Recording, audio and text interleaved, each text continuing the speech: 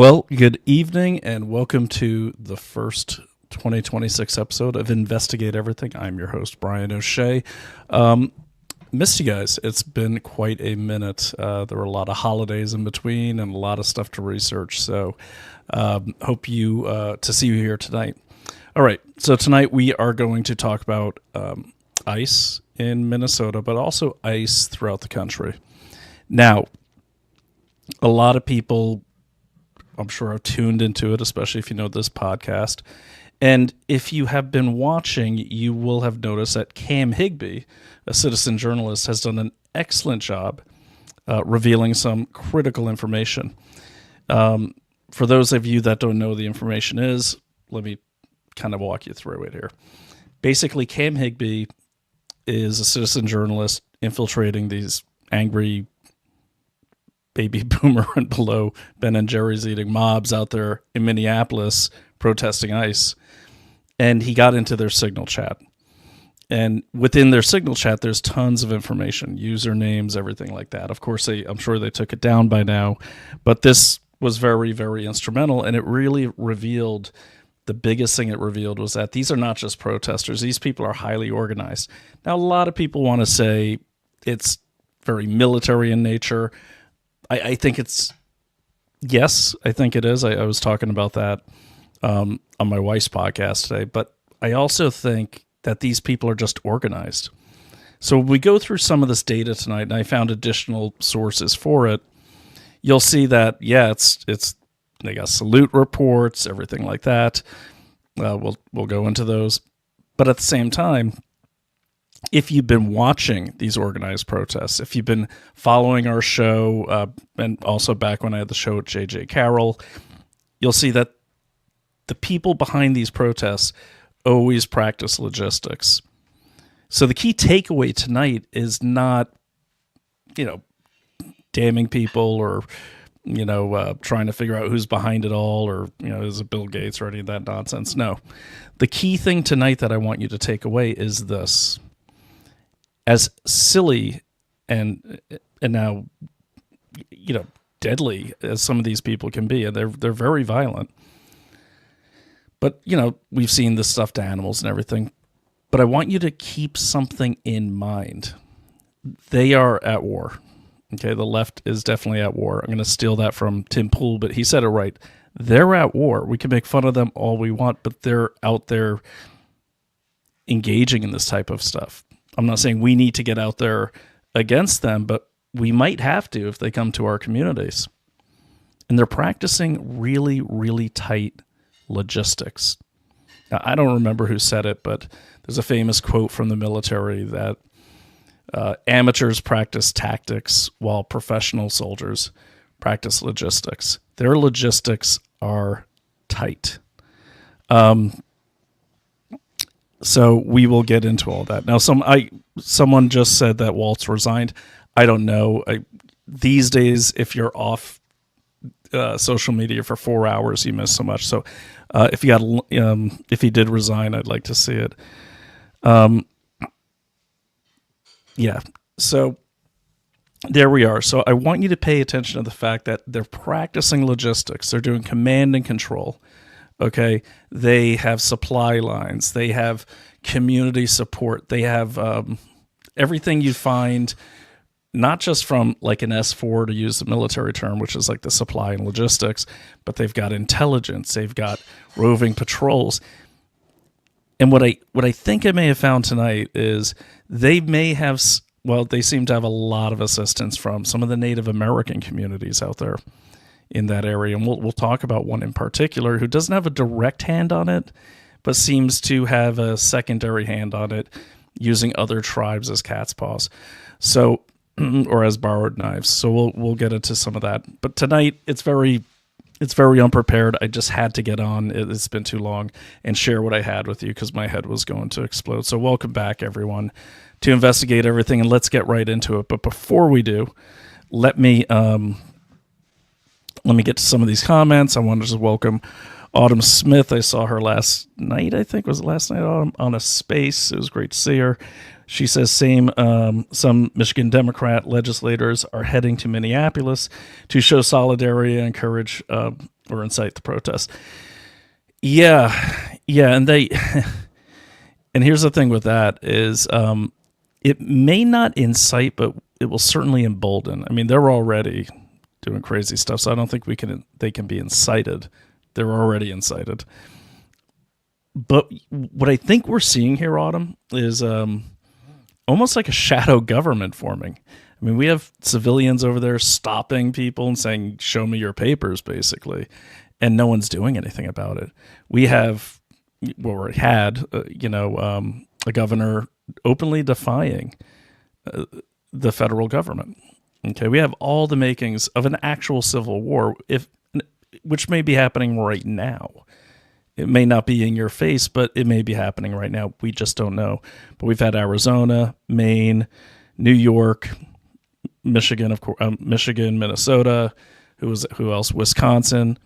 We have a number of these states just openly saying, "Hey, we're not going to do this." Pennsylvania, check out Allentown, Pittsburgh area. Everyone's like gearing up for this, like gearing up as if it's a war. And I think they see it. The left. I don't even say the left. It's more like the socialists behind this see this as a war. Okay. And we need to see it that way too. It doesn't mean you need to get out there. That's really up to you. Okay. But it does mean you need to know what's going on, because you don't want to become an unwitting victim of such senseless violence. Let's say you don't want to get involved. You can't get involved. You got 2 jobs. You got 18 kids. At least know where they're protesting, if you're being followed, that sort of thing. We'll get into that. So, yeah, I think it's bad, Autumn, and I think it's definitely I think it's doing 2 things. I think that is what gets them the votes. The crazier, the better. That's what the Democratic Party has become. So if they get out there and they say F ICE and all this, it gets them votes. Because as you've seen, there is no common sense with these people. Let's roll through a few clips just to get it rolling. But let me say hi to everyone else first. So welcome back, Autumn. Thanks for joining us. Hey, Harry J.S. Ludwig, good to have you. Welcome. Who else we got here? Autumn. Oh, and okay, I'll get to everyone else later because looks like the chats come in kind of slow. Okay, so yeah, and actually Harry says Signal is totally sus. Yeah, hey, look, Harry, I mean, it might be sus, but as you'll see, it's not that hard to get into these groups. And all due respect to Cam Higby, he did a great job. But every single protest that they do, they put out these Signal channels, and it's really easy to get involved. So bear in mind that these people who are doing the Minnesota protests and all these anti-ICE ones, these are the same people that did the Roe v. Wade protests, those violent protests after the Supreme Court kicked down the authority of abortion down to the states, as they should have. These are the people behind the Torching Teslas campaign. These are the people behind the No Kings rallies, and many, many more.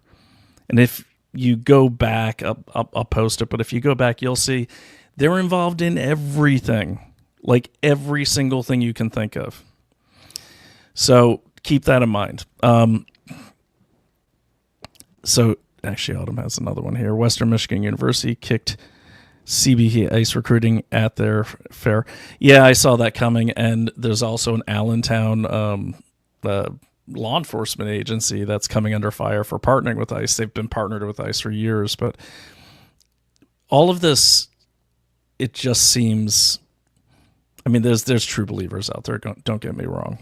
But a lot of it, especially for people in their 20s going out in 5-degree weather and taking these kind of chances, it seems like paid protests. And we've seen some of them are paid. Some of them admitted it on camera. So let me see. So people that investigate Gov in Freedom Land are being called terrorists. People that investigate Gov in Freedom land are being called terrorists. Well, Steve, if you're talking about people that are protesting being called terrorists, if they're doing terrorist acts, if they're committing acts of terror to change a political view or policy, well, that's the definition of terrorism. So they are terrorists. Investigating the government? No, I don't think people are. They might be, but probably not by. I don't know. So like they may be being called terrorists, but you can investigate your government as you should. That's all we did during the Biden administration. Harry says totally paid protesters. Totally paid protesters. Yeah, totally agree. And we've seen that. We've seen that before. If you go to Action Network, which is the operational wing of Act Blue, or opencollective.org, you'll see that you can actually, it's like a CRM, okay? And you plug in all your contacts and everything, and you could get all your graphics and everything sent. They'll even send you some protesters. And I went over that with Dr. Drew like 2 years ago during the Roe v. Wade breakouts. Let me see. People walking around carrying cardboard signs are complaining, not protesting. Okay, well, I mean, I think they're protesting. It's the people that are walking around carrying cardboard signs and throwing frozen bottles of water at cop cars and people like James O'Keefe and stuff. They're not even protesting. They're rioting, borderline terrorism type of acts. So anyways, we could talk about that later. Let's get into, I just want to share some of these bookmarked videos. You may have seen them, but and do forgive me, it has been a long time, so I'm just kind of getting my legs under me again on running this platform. But let's go ahead and share the screen over here. And yeah, okay, so we'll start with Cam. Yeah, so here is so here's really what he did, and I thought it was great. Okay, so he said, I have infiltrated organizational signal groups all around Minneapolis with the sole intention of tracking down federal agents and impeding. The database has the sole intention of tracking down federal agents and impeding, assaulting, and obstructing them. This is absolutely true, as you'll see. I brought the receipts. Buckle up, all will be revealed. Each area of the city has a signal or several signal group. Let's start with screen recording of all the members of the Southside group to start. So I did slow this down. I will post this in a slowed down format, but you could just record the screen and slow it down yourself if you don't want to wait. This signal group is probably gone by now. He put this out over the weekend, but great job getting in there. And as you can see, there's some real names in there. A lot of the postings, this is stuff that we've seen in other protests, so I'm glad he found it and put it out there. What's really, really telling about this is that they have a license plate tracking database that they put together. They may have some support from the state. We've seen some state officials in here. There's an NPR guy in there, as I had replied and mentioned as well. But just, if you haven't seen this, this is what I'm talking about. Like, these aren't protesters. What's happened here is they've divided up the city into patrol areas, and this is kind of like some like brown or black shirts on steroids stuff. Just check this out. So here's the first one. Okay. And he joins. White Chevy Silverado with the newly changed plates with the coexist sticker on the back. We're on Irving and Lake Street going north on Irving. We seem to be the only commuters following. Just wanted to give an update on our location. Thank you. Do you have anyone in the car with you? Yes, I do. Lovely. Thank you. And we are getting a photo sent to the chat for confirmation.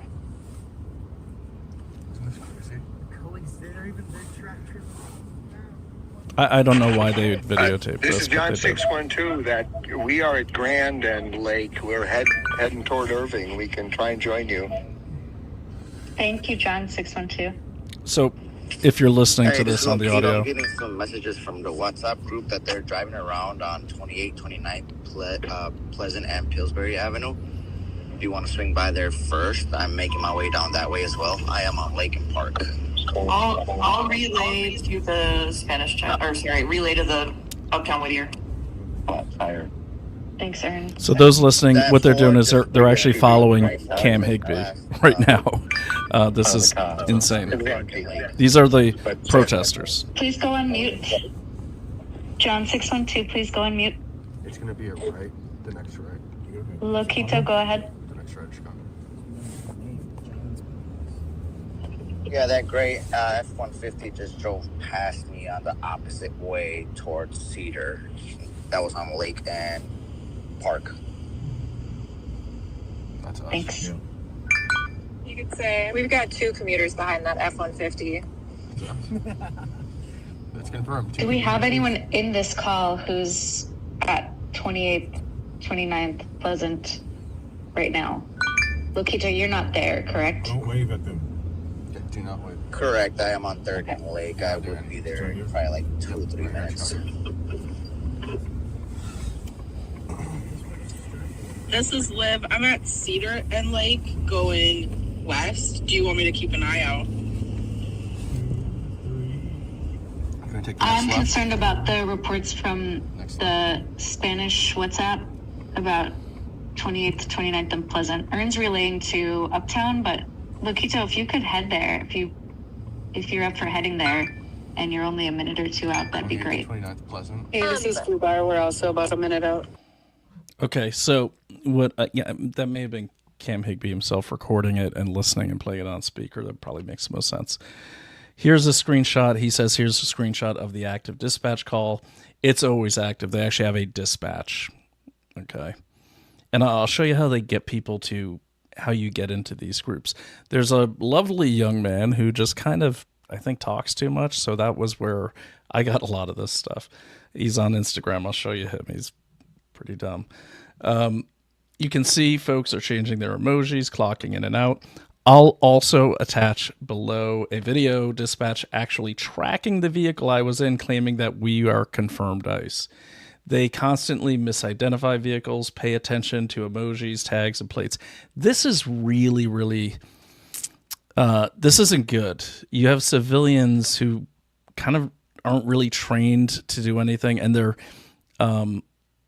angry, and they think they've been spun up into thinking that everyone is ICE, and they're pulling over civilians, and this is not, this can't go anywhere good, and you're going to see it start exploding, especially as the weather gets warmer all over, not just the blue state, you're going to see it in the red states, and someone's beyond just those protesters that got killed. Someone's going to get killed. Someone's going to pull a gun on someone. If I've got 5 guys following me and I'm with, some precious cargo, I'm taking out the Glock, guys. And I'm sorry, but this can go nowhere good fast. And even if they're calming the situation down in Minnesota, which I don't think they are, because I don't think it can be, when you have this civilian auxiliary that just threw itself together, this is a paramilitary group, plain and simple. Ice, baby. Unfortunately, part of the dialectic.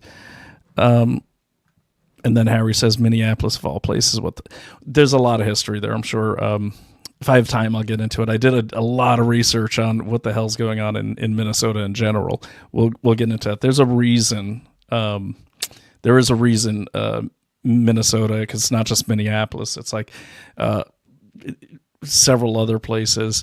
But there is a good reason for it. A lot has to do with the fact that whole place is divided up since the 70s into all these different groups of immigrants that Minnesota seems fixated on importing since the Vietnam War. And they always import our enemies in those wars. So for instance, right after Vietnam, they're importing all these kind of North Vietnamese refugees, who may or may not be refugees, who knows? Somalia, 1993 is when the Somali thing started, importing a ton of them.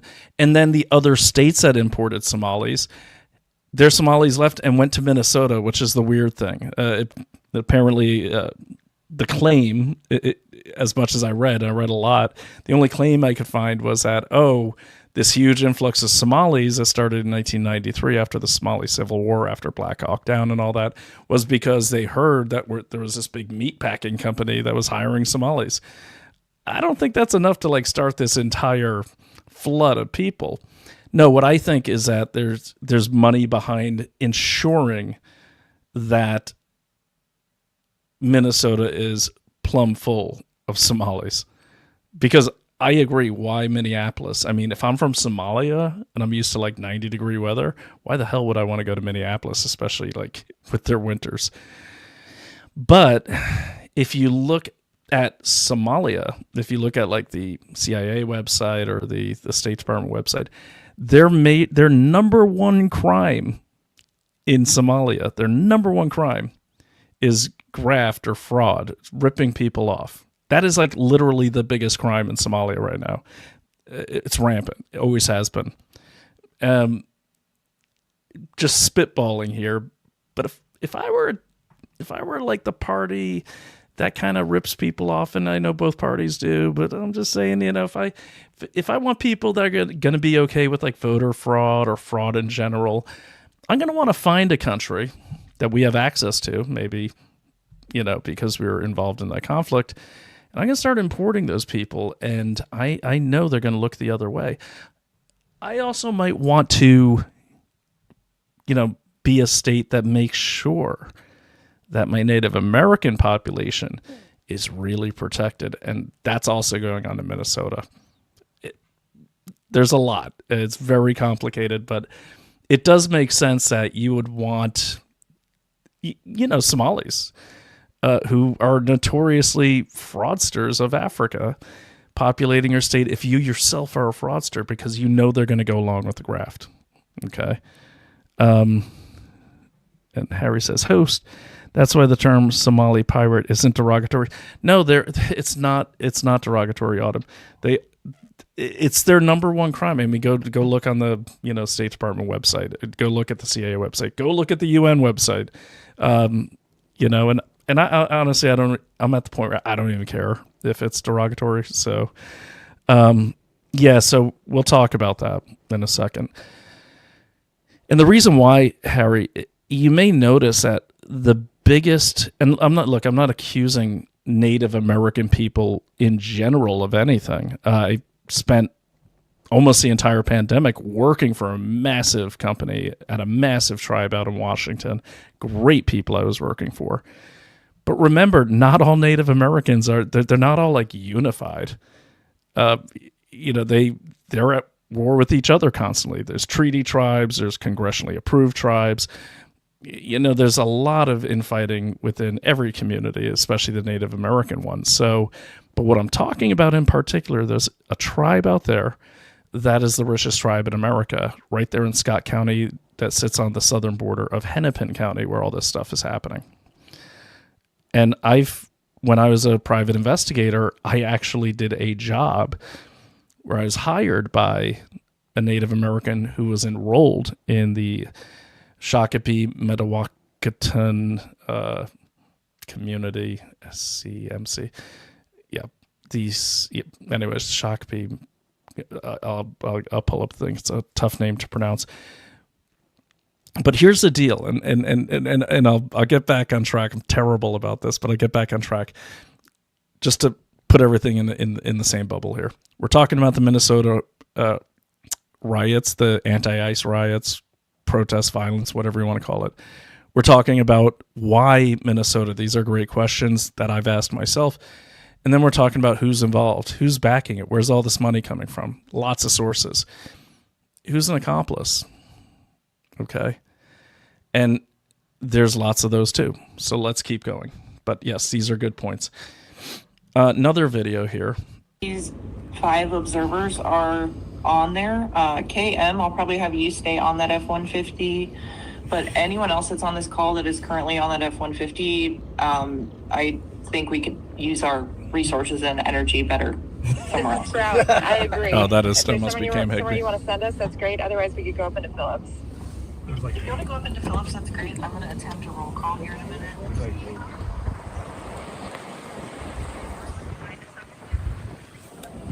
have it. Sprout, do you have a passenger? Yeah, I do. Okay, KM, you disengage. And look, I want to say, like, I've done a lot of surveillance, mobile surveillance as a private investigator. I also did a contract when I left the intelligence community, just because I had nothing to do. But where I would actually do the surveillance for, the Langley agency students, where we'd follow them, and their job, their task as part of their course was to detect us. And it was like, there's a way to do it. Like the way they're doing it there, that looks like a damn funeral, like a parade. Like anyone would know they're being surveilled. However, you got a problem when they start doing, multi-car surveillance, where like every 2 turns, by the third, if you take a third turn, the guy following you, called the eye, will keep going forward, and then the next guy in line pulls up. 2 turns, they go forward, and they keep rotating. That's how you know you got a real problem, because you've got big time surveillance. So he's gunning it now. He's leaving them behind. But anyway, so that's that. And White Chevy Silverado with the... And I'm not just doing the substitute teacher thing where I'm just going to show you videos all the time. I just want people to get a feel for it if they haven't seen it. Because a lot of people are going to say, oh, they're just protesters and everything. So this is... We're not ICE. Yeah, here we go. Why are you guys following us? And they leave, like, right when we get out of the car. We're not ICE. We're not ICE. We're following them because they were following us. No? You look suspicious as fuck. Wait, so should people follow and harass any suspicious-looking person? A freaking Paul Bunyan there trying to be... Why are you guys following us? Because you're fucking ICE. We're not ICE. Not ICE? Not in a nice vehicle, right? No. Right, get in your truck and get the fuck out. Why? Because you need to go. Confirmed ICE. We're not ICE. American citizens. Yeah, same with the people that you're abducting. Get out. We're not because we're being followed. They're following us, and they came up. We didn't even know they were following us until they came up and said, "We've been following you, reporter." Independent Go journalist. report something. Okay. Go to the airport. We don't want people following us. Go to the airport. And hurting us when we get home. They're not going to hurt They you. think They're we're going to stay ICE. right behind you. They're Yeah, stay right all the behind way you. back to where we're staying, right? Great. Yeah, no, we don't want that. It's why we're Americans. Why are we being forced out of a neighborhood? Exactly. We're Yeah, reporters. we have Americans being detained. We're and not assaulted detaining by anybody. people who are claiming to be federal agents. We're right? not claiming that. So you can tell we're a little bit on edge. That's fine, but it doesn't give you the right Yeah. to run people out of town. Yeah. So why are you here though? I mean, We're Are you reporters. going to join the protest against ICE? We are reporters. Were you reporters with who? I'm an independent journalist. I sell my Independent footage. journalist? What's your Anyone- handle? What's my handle? Yeah. I sell my footage. Really? Yeah, you're Yes. pretty established. I sell my Where are your footage. press credentials? I have them in my pocket. I showed them Do you have repeatedly. press credentials? Yes, they're in my pocket. See, here's the problem with this. It's like, who the hell is that guy? Like, I get it. Cam Higby wants to keep rolling, but so he's, go along to get along. Not that he really does. He does some awesome work. But no, I get it. But I'd be like, I know a lot of people are going to be like, hey, go F you, that's my press credentials. And then there's going to be a gun. Then there's going to be another gun. This is going to happen if this keeps happening. Like, I don't even know. I mean, I guess you could get them on stalking. Like if you tell them to, I do know if you tell them to stop following you and they don't, it is technically stalking in most states. I know this because as a private investigator, it was my license that allowed me to keep following. But I was licensed by the Department of Criminal Justice, so I had the right to. But I do know if you're following someone and they say, hey, you're stalking me, or they go to the police and say, hey, this person's following me, and the police say, don't follow them. If you then continue to follow them, you can get charged with stalking. So, and if I were these journalists, I would definitely file charges. Not that they'll go anywhere because it seems like the police are on the side of the protesters, but at least you get it on the record, make a police report. That's what I would do. There's also some real concerns I have here with, collecting people's license plates. There is no expectation of privacy in a public place, so your license plate is public. Putting it in a database, I mean, it's not illegal. However, if we find, and if you're new to the show, you know that I come into these cases, I present what I know, and I really hope you guys help me figure it out. But we have to find some state official in that big database that Cam Higby showed, who works at the DMV, who someone or a PI maybe who's licensed and might have access to the the license plate reader database. Okay, someone who can give them information, who can give these protesters information, not only about whether or not it's ICE, but when you see that they know it's Cam Higby's car, that kind of tells me either A, he's driving the same car he'd been identified in before, or someone in the state is giving them access to the DMV. Now, there is something called the Drivers Privacy Protection Act, the DPPA, and it is illegal for the police to publish or make public your information as it relates to your license plate or your driver's license. It's a major thing. It's a law that came out back in like the 90s or the 80s when people were blowing up the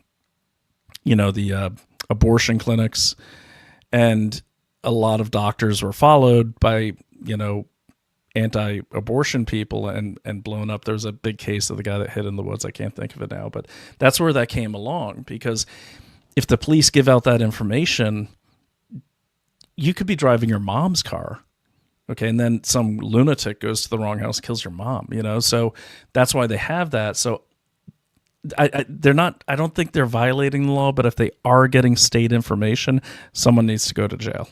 If they got a state source feeding them driver identifications based on the license plate, that is a big time federal thing. So they have to go to jail or worse. Okay, so there's just one more. So now we're going to transition. We'll get out of these. So here's his database.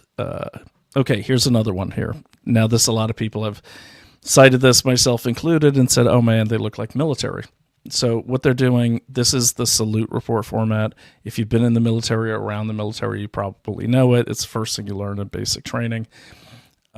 Salute stands for size, activity, location, uniform, time and date, and equipment. So like when we were soldiers, we would learn salute. That's how you remember, okay, you spot something, you're like, okay, we got 5 bad guys, you got 5 enemy troops, and they're patrolling, and they're over here on this grid coordinate, and they're wearing Russian uniforms, and this is the daytime group, and looks like they're just carrying rifles and have helmets, but there's no heavy armor or anything like that. They're using the same format. That doesn't really tell me that it's a military operation, simply because there's a lot of National Guard. There's a lot of enthusiasts. Anyone can find out this information. It's not classified. It's pretty basic. But it makes sense. Okay, it makes sense. And you do have a lot of, look at the guy that got shot. He was a veteran. You do have a lot of people who are ex-military who will join these groups and lend their expertise that they learn in the military to these groups so they can do whatever they want to do better. There was a rash of people getting like Green Berets and special ops units I was in who were getting recruited after their service by law firms that turned out to work for drug cartels to teach people their tactics. So it's not surprising to me to see kind of a military organization structure here, because it works. It makes sense, okay, for anything you're doing. Okay, so now they're talking about the foot walking the dog. So yeah, foot patrols, bike patrols, mobile patrols, stationary patrols, lookouts, community border type people. I'll show you the stuff I found. You've also got these little things so people can identify themselves. From Roseville, RR, the police called back and said ICE has jurisdiction to call back if they hindered public safety. And so what Cam Higby says here about that, if I can find his reference there. Anyways, I don't know what the pig means, but let me see, what does he say here? And well, we'll get to that later.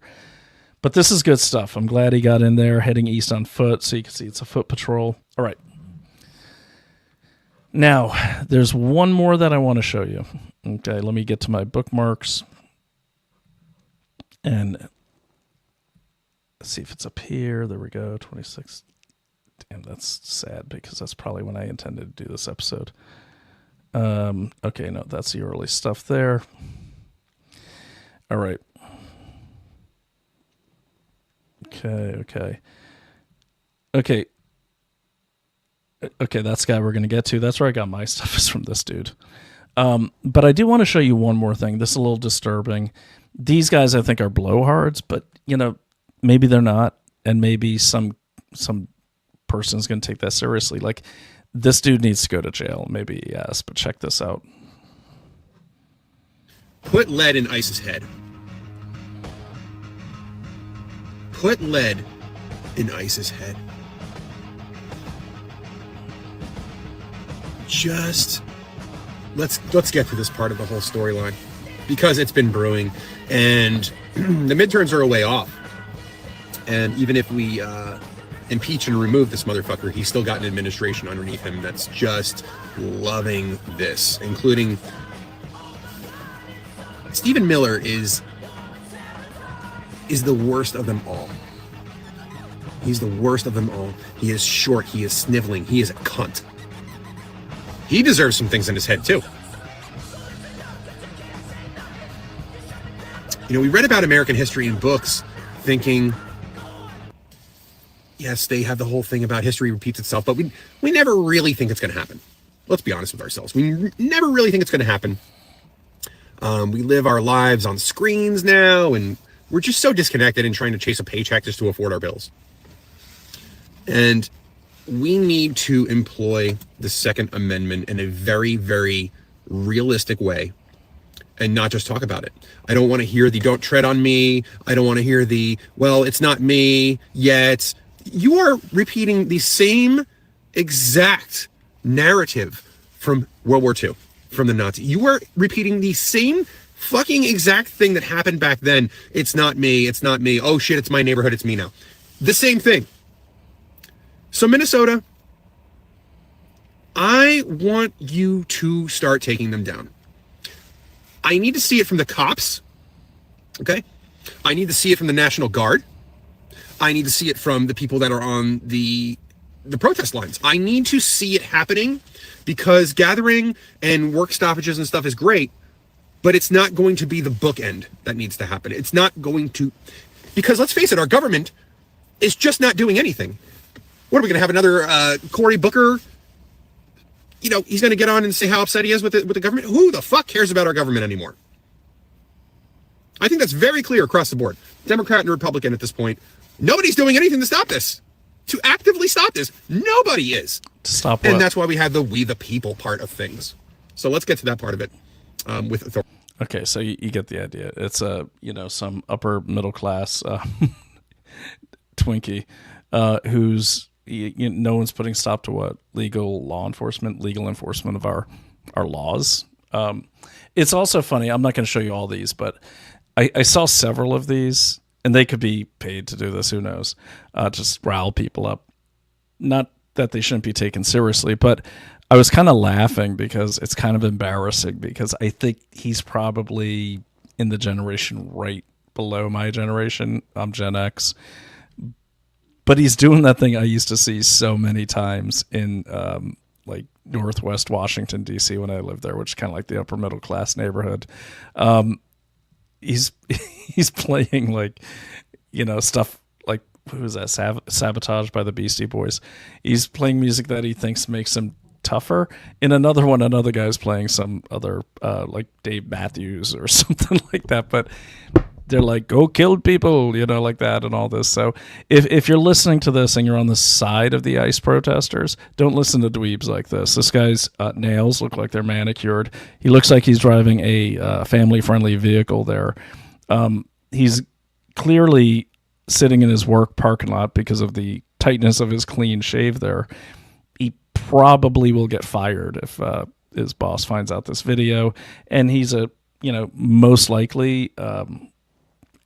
he's just kind of like a armchair warrior, if you want to say it. So, if you are in disagreement with me or most of this audience on the fact that we have to deport illegal aliens because they are draining our resources and are a danger to our country, I don't care if you don't listen to anything else I say, but listen to me, this one thing. Don't listen to dweebs like this, okay? Because this guy is a moron, and there's several of them out there. I won't put you through it. Okay, so back to the subject of the show. Yes, I think it was staged, if anyone's asking. Let me check the comments here. This is a good point. Thanks, Steve. Kids with a camera have done more than Congress, DOJ, FBI, that has thousands of employees and huge budgets. Totally agree with you. Look at, what is his name? I keep forgetting this kid's name. Nick Shirley. Thank you. Nick Shirley. I mean, that kid, I was watching that kid getting his ass kicked in like lower Manhattan when he was busting that out just in December. So my hat's off to Cam Higby and Shirley, Nick Shirley, and Nick Sorter, who's out there all the time. That's what we need, because we would only have one side of the story without them. I mean, think about where we'd be without Nick Shirley right now and his expose. And we need more people out there too. If I was going out there, I wouldn't tell you because I don't want them waiting at the airport for me. But definitely getting into the field more this year, because we just need to record everything. And you don't have to live stream it. I'd recommend, if you're not a seasoned reporter like those guys I mentioned, I wouldn't live stream it because you're going to identify yourself and they're going to find you. Record it and then put it out when you're in a safe place. So that's just because it's about catching both sides of the story. These protesters, they like to do that game of like shut the camera off, punch a cop, turn it back on when the cop is taking them down. They do that all the time. So there we go. Couple more comments. Who is Cam Higby? So Cam Higby, thank you for keeping me on track. Cam Higby is a citizen journalist. He's been at this for a long time. Let me get back to him. Cam, there we go. All right. This Cam Higby, you should check out his stuff. You're getting a lot of good. He's on the ground reporting, undercover infiltrations, Pentagon correspondent in the past, or I don't know, news and commentary. Basically, he, like someone said earlier, he takes camera, he goes out there and he captures what journalists are supposed to do. But he's been at this for a long time, and I've really appreciated his work. And if you scroll through his feed, it's definitely a good follow. Because he is everywhere, and they have him identified. You're successful, unfortunately, in this line of work when they know who you are and they're actively looking for you. James O'Keefe is another one. He was out there, and they're sending him death threats, like, "Oh, if you're not out of Minneapolis in 1 hour, we are going to kill you." James O'Keefe does have a former Project Veritas. He does have a 25-minute documentary out there. I highly recommend everyone record and watch, because this social media amnesia that everyone always has can only be fought by capturing these moments, by saying, no, this is what happened. Okay. And that's why I appreciate these people. So that's who Cam Higby is. Define suspicious. Yeah, that's a good point. Define suspicious. I mean, you're right. I mean, look, the funny thing that my wife and I talk about is I say to her, because we live in several different places, but, live part-time in New York. I'll be in, the city tomorrow. I've lived all over the place because I was in the military, but I've lived in some crappy neighborhoods and everything. But there's always a certain type of person I was scared of. Not black, not white, not brown, but just kind of like thug, Because like if you're in parts of Boston, it's the Southeast you used to be scared of. The only time I find myself checking my doors and making sure I'm armed is when I see a bunch of upper middle class suburbanites with signs. I don't care if they're gray haired, because I'm like, are they going to rush my vehicle? What's going to happen here? And just this past weekend, I had a cop stop me because I had a rental truck. I was up in Massachusetts, where I live part-time, and my son was getting his haircut. So there was no real good parking. I didn't want to scratch the truck. It wasn't mine. So I parked on the side of a building, and this woman and her husband walked by with their little dog, Fluffles, or whatever his name was. I'm sure it's something like that. And it just crossed my mind. I think I was playing like Clash of Clans or something like that, just passing the time. And then it dawned on me. I'm sitting there with a big winter coat, a black knit cap. I'm in a truck, a Ram 1500 that had Tennessee plates, so the rental plates. And they walked by like 3 times. And I'm kind of like on the side, kind of like not an alley, but like not in the main parking lot, like in the fire lane kind of. And it just crossed my mind, like, I wonder if anyone's going to think I'm ICE, because they've been putting out the warning orders on Indivisible and Mobilize it. Oh, it's going to happen in Boston next. Get ready. So, sure, and I'm in a very woke town. They have rainbows for crosswalks. So, sure enough, the police, local police come over, and he knocks on my window, and he goes, how's everything going? And I go, going great. How are you? And he's like, good. Yeah, just got some reports. Someone's sitting here, so just checking out. I said, well, great. Thank you. I'm good. And he goes, can I see some ID? And I go, well, no, I don't have to give you my ID, but you know what? Yeah, because I don't want to be delayed. My son's getting his haircut. And he goes, okay, you have any other ID? And I go, well, I think that's the only ID I need. And he's like, I go, what are you asking? And he actually asked me if I was ICE. And I said, am I nice? And it's a town I live in, so it's like I don't know the guy, but like I know what they're dealing with. And he goes, no, are you ICE? I said, you mean like law enforcement? No, I'm not ICE, but thanks for asking. Even if I was ICE, I think I would hope you'd be giving me more courtesy. And he's like, look, man, because I just have to respond to these calls. Like he wasn't bought into it. I said, oh, no, I'm not going to give you a hard time. I get it. Just waiting for my son to get his haircut. Here's my license. Check me out. I don't care. He goes, no, I'm good. He sees veteran on it. He's like, he's good. And then that was it. Then I saw Fluffles and Claire and Harold walking their dog and kind of glaring at me, giving me the old upper middle class stink eye. So anyways, we're at that point. Like we're at that point where like people are losing their minds, and it's in the nice neighborhoods. That's the crazy part. And those are the people I worry about the most. Are like, does that couple have like 5 grandkids that are not well informed, are going to think I'm ICE and start torching my vehicle? I don't know. I think we got to be extra vigilant. I digress. All right, so here's what I found, guys. Let's go to my buddy here. So this guy turned out to be a great source of intel. Now, I know he thinks he's helping, and he certainly helped me.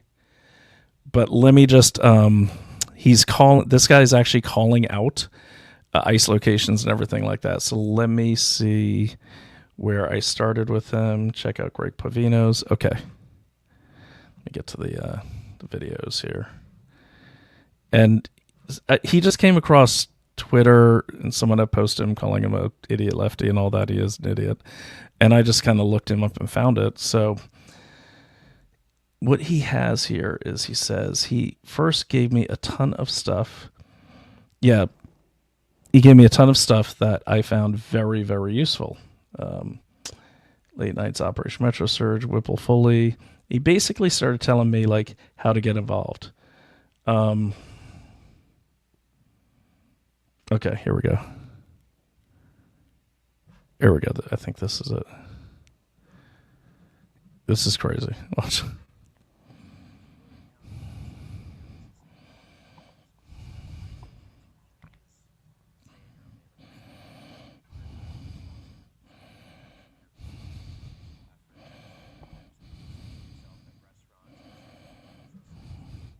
So, as a former Intel guy, when I found this guy, I'm like, this guy must be a Fed. Like, no one's as stupid. Like, he's giving away so much great tactical information here about how these people operate that I just tuned in and I started recording everything he was saying.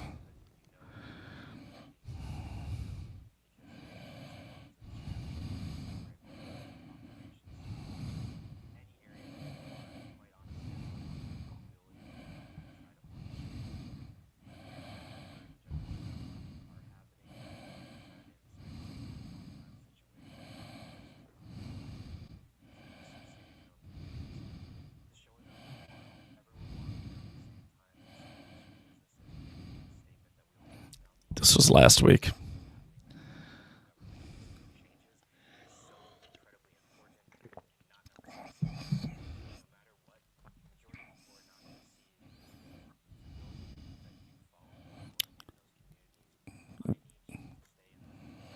I follow him.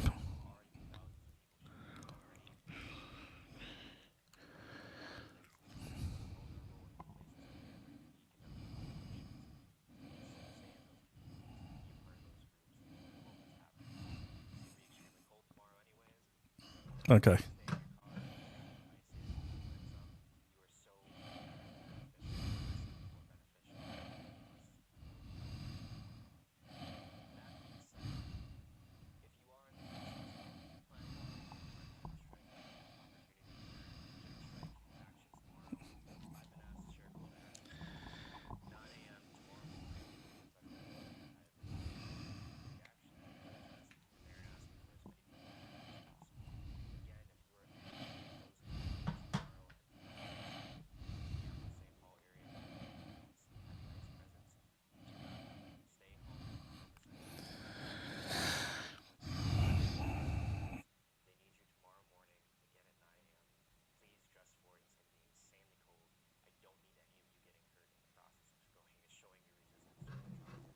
Is he done yet? Okay.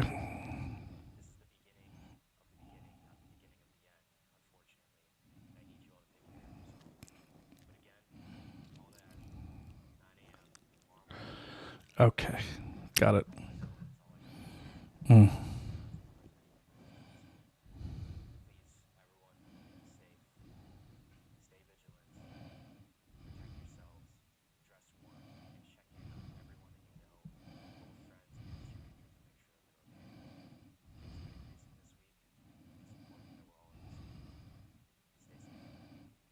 Okay. So I shouldn't make fun of him because he talks like I podcast. I just kind of ramble on. But okay, so he's reporting high levels of ice. He has all these videos. This is, and by the way, if you want to investigate these things, you're not going to find much on X. You got to go to Blue Sky. You got to go to Instagram. You got to go to these kind of guys' websites. Actions today at the Whipple building. Let's see what he says. Shutting off the camera. I'll be right back.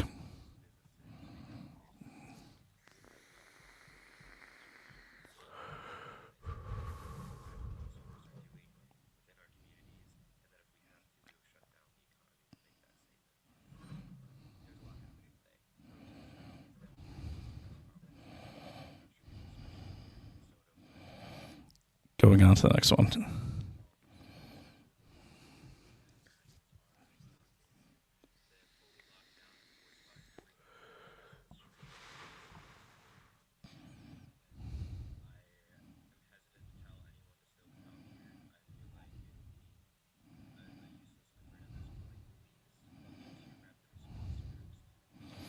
Okay, so you're getting, anytime you get like information like that, you write it down and you draw a line to like him or like who he says to talk to.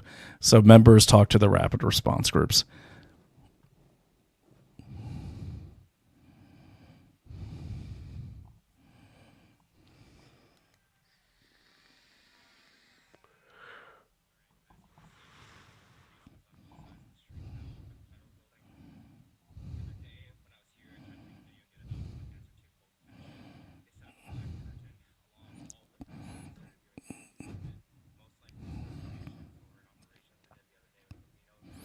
Yes, it's called operational security, but go ahead.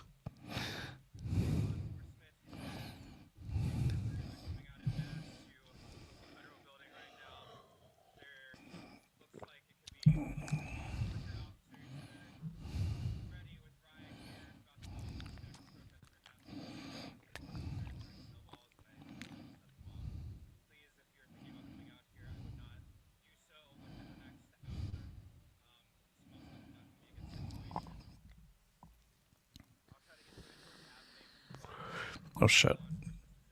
Sir, sorry guys. Getting a bit aggressive right now. They wouldn't even let me. Sorry, I didn't realize I didn't change the tab. So please be aware about what's about to happen here. Hey everyone, just wanted to do a quick update. Realized the last video I posted from the federal building makes it look as though I got arrested. I'm fine. My phone died. I have a lot that I need to go and post. I don't think anyone thought I got arrested. I wish I had good news for you all this morning. ICE has shot another person over on 26th and Nicolette. I'm one street over on the east side of that right now. They have a blockade over on this side too. I just talked to local law. Hey everyone, I just made it over to... Okay, you get the idea. So this is part of their like, kind of like, I guess you'd call that S7. It's kind of like their Air America type person. Other ones on a bigger scale are things like Democracy Now!, Refuse Fascism, that sort of thing. So, Hey everyone, wanted to give you all a quick... We are under a violent siege in Minnesota right now, and I mean that literally. And I need you all to do me a favor. I need you to stop focusing...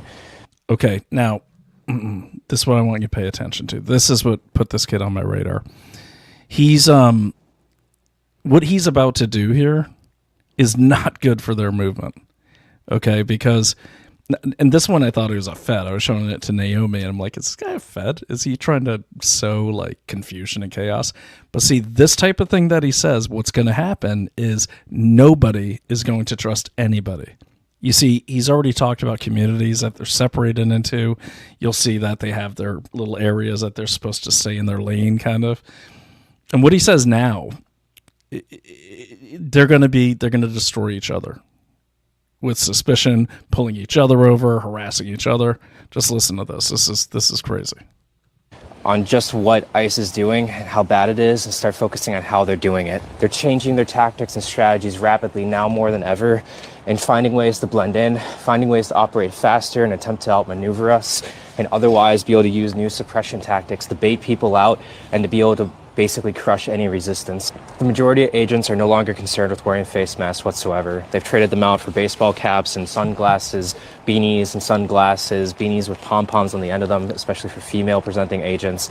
They've started switching the clothing that they're wearing from tactical gear to hoodies with canvas or utility jackets over them, puffy jackets. They started wearing colored buffs from North Face, from REI. They've switched to wearing blue jeans and khaki. They're minimalizing the amount of camo that they're wearing, tactical gear or grayscale like coloration within their clothing.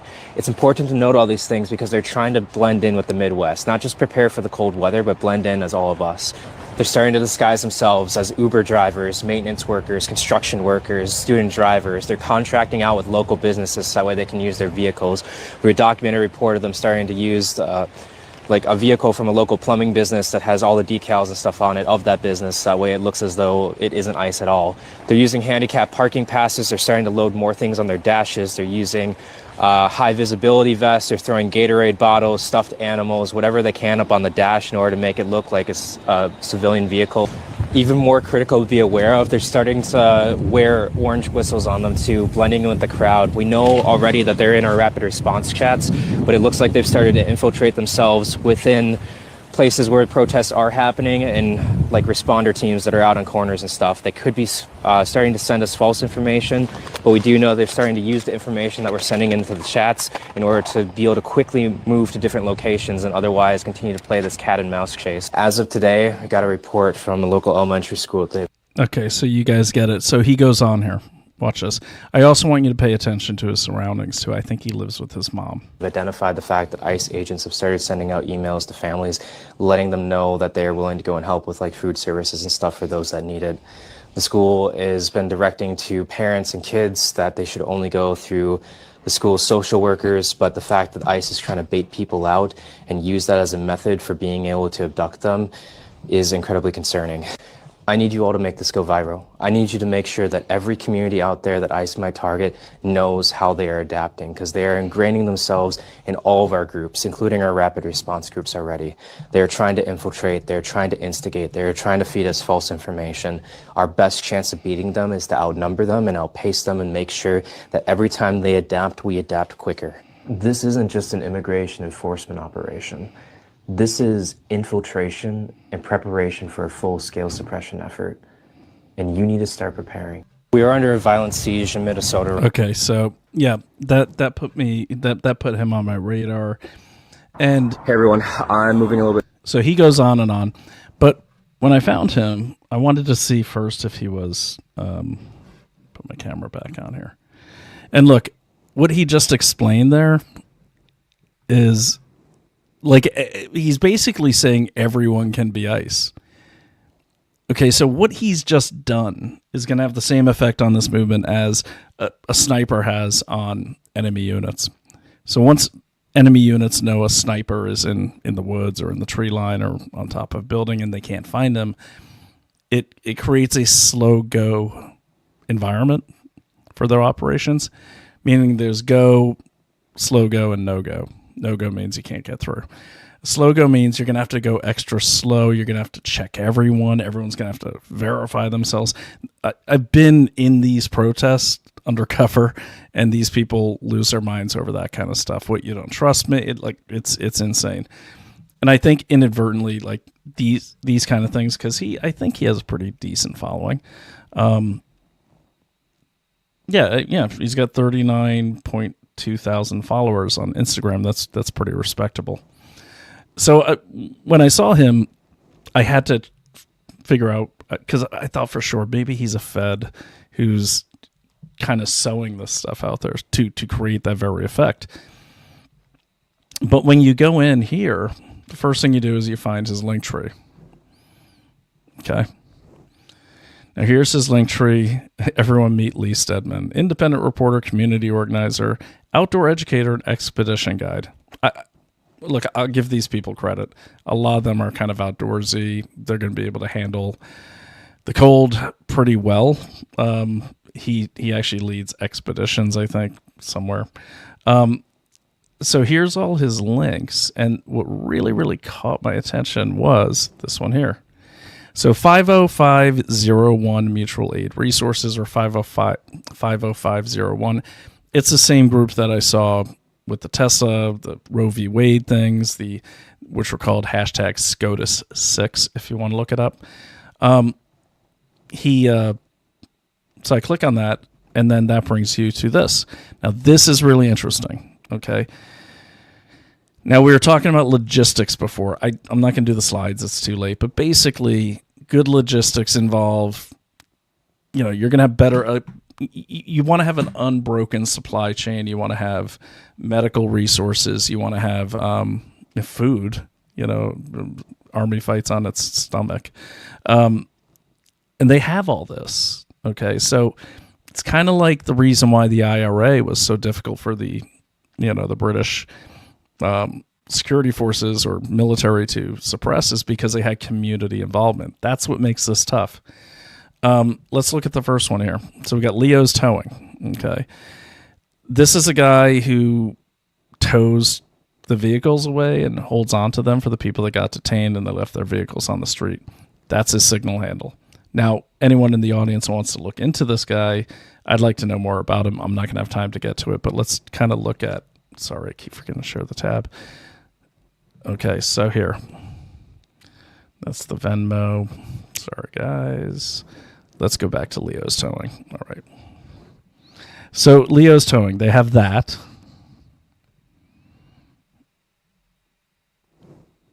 Here we go. Yeah. Okay. So that comes in on the link tree for 50501 Mutual Aid. They got towing companies. Neighbors helping neighbors. Okay. I'll put the link in the description. You can all look at this. Okay, you know what? I'm just going to share my window instead. So, neighbors helping neighbors. We're moving to a more secure location. You go to that. There's a signal group. If you want to try to infiltrate it, be my guess. I'm sure it won't be too hard. Okay, so move that comment. All right, let me just get that down off the screen. God, I'm out of practice, guys. Woo. Gotta do more shows now. I've been sitting this out for too long. Not sitting it out. I've just been doing stuff on the outside. Okay, so let me get back to this. Okay, you know what? I'm just going to share the window instead. That's going to be easier.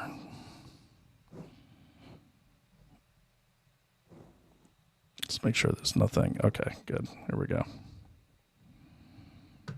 Okay, so you have all these things here, different fundraisers for people. This group here is well organized. They're in every single state. If you go to Indivisible, you'll see them on almost every mobilized type of announcement. so they have these different, this Fey Justice is interesting, but check this out. This is really what I want to get into here. So I long ago did a job but trying to recover people's children who were illegally taken under the Indian Child Welfare Act from the Shakopee Mdewakin community. And what I found was I couldn't even get them a lawyer in D.C. because that one particular tribe had hired most of the top lawyers in D.C. They're a powerhouse. The tribe it's the SMSC, or just look up Shakopee, Scott County tribe. Every member of that tribe gets about $65,000 to $85,000 a month the minute they turn 18. That's not reparations. Okay, that is per cap. That's like profit sharing. The tribe itself makes over $1 billion a year, supposedly, on Mystic Lake Casino, which I'm very familiar with. I've been to, and it just doesn't make sense. Like, they're super powerful, okay? It's weird. But federal agents cannot go onto tribal lands if it's a federally recognized tribe, in most cases, unless there's a murder or a rape that they're investigating. They still have to get tribal council permission. I know this. I worked on tribal lands for over a decade. Okay, many, many different tribes. So think about it. The richest tribe in America, just south of Minnesota in Scott County. I mean,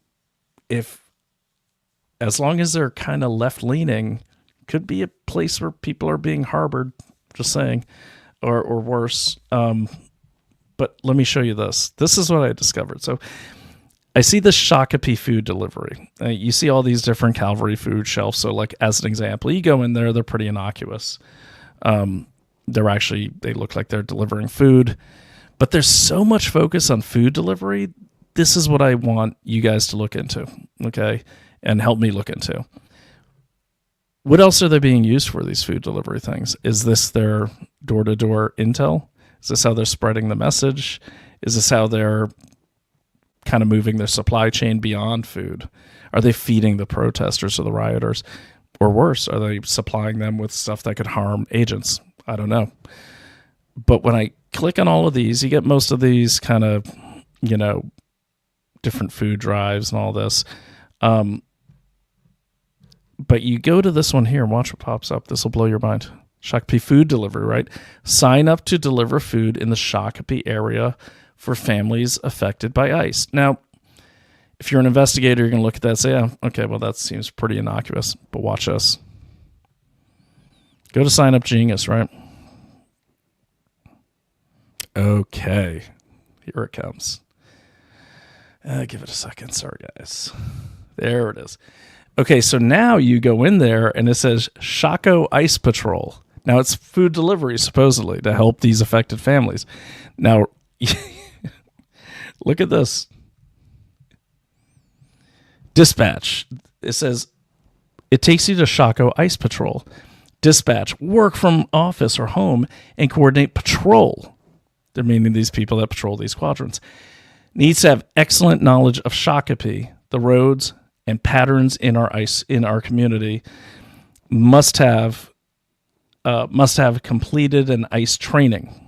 Okay. And if anyone has any video of the ICE training, I want to see it. Drive in a zone patrol. Drive in a zone checking known hotspots and verifying ICE sightings. Respond as ICE observer during ICE activities. We are now joint with Shakopee and Prior Lake Savage Patrol. These are areas within the native lands. Okay. When I looked up Shakopee, Prior Lake, I know Savage Patrol is Savage Police. I've dealt with them. But these are people on the res working with them. It's not illegal. They're allowed to do whatever they want. There are still shifts available for each area. You see, this is sounding less like protests and more like paramilitary ops. Food packing and delivery. Then at the very bottom, they have the thing that they say is what you're signing up for. So they have it listed there as food delivery, and helping the affected families, but it's really recruiting like foot soldiers. Okay. Now this, I wanted to verify that it wasn't the town of Shakopee, that it was actually the tribal land. So when you click on this, I'm actually going to call up I made some graphics for this. Let me see here. Okay. When you actually call that up, okay, what you do is you get this. There we go. Got Shakopee. Okay. So this is what that calls up. I'll just call it up for you. So you click on that, and it brings this up. Oh, I don't think you guys can see that. Let me change the window. Let me pull up my graphic. I'm sorry. Let's see here. So stop sharing that, and then I'm going to share my graphic. There it is. Okay, open. Okay, this is what it pulls up. This is the actual zones. Okay. These are the patrol zones here. 1, 3, 2. So you see this light area here? These are tribal lands. I don't know what the X's and O's mean. I'm sure someone that plays football does. But this is the southern border. Now this is kind of strange because this tells me that tribal authorities might not be on board with these protests, or they're working with the feds. I don't know. But these are civilians who are doing ICE patrols on the Shakopee Sioux Reservation in Scott County, SMSC. Okay, you see Zone 1, Zone 2, Zone 3, Zone 4. Up here is Hennepin County. That's the border of Hennepin County. So what I did is I merged these together so you could kind of see. I just wanted to verify that these are tribal lands. Okay, and here we go. Okay. So what I did is, here is the map of that area from the county. And then I kind of overlaid them here. Okay, so it's that little quadrant right there. You see it? So that's all tribal. All that yellow is tribal.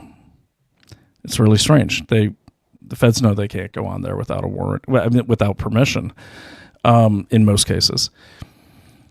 So you can see there's overlap. There is interaction with at least some enrolled members of the Shakopee tribe.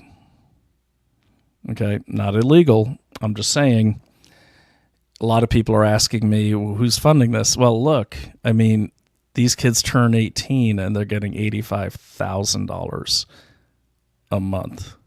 Okay. We're going to go into Shakopee on my next episode because it's important that you understand this tribe.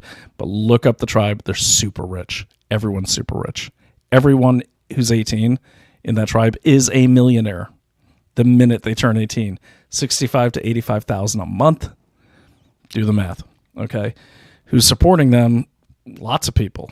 Okay. And there's clearly, you saw on our boy Lee's website there, on the 5015 thing, that they have a patrol. And just to drive that point home,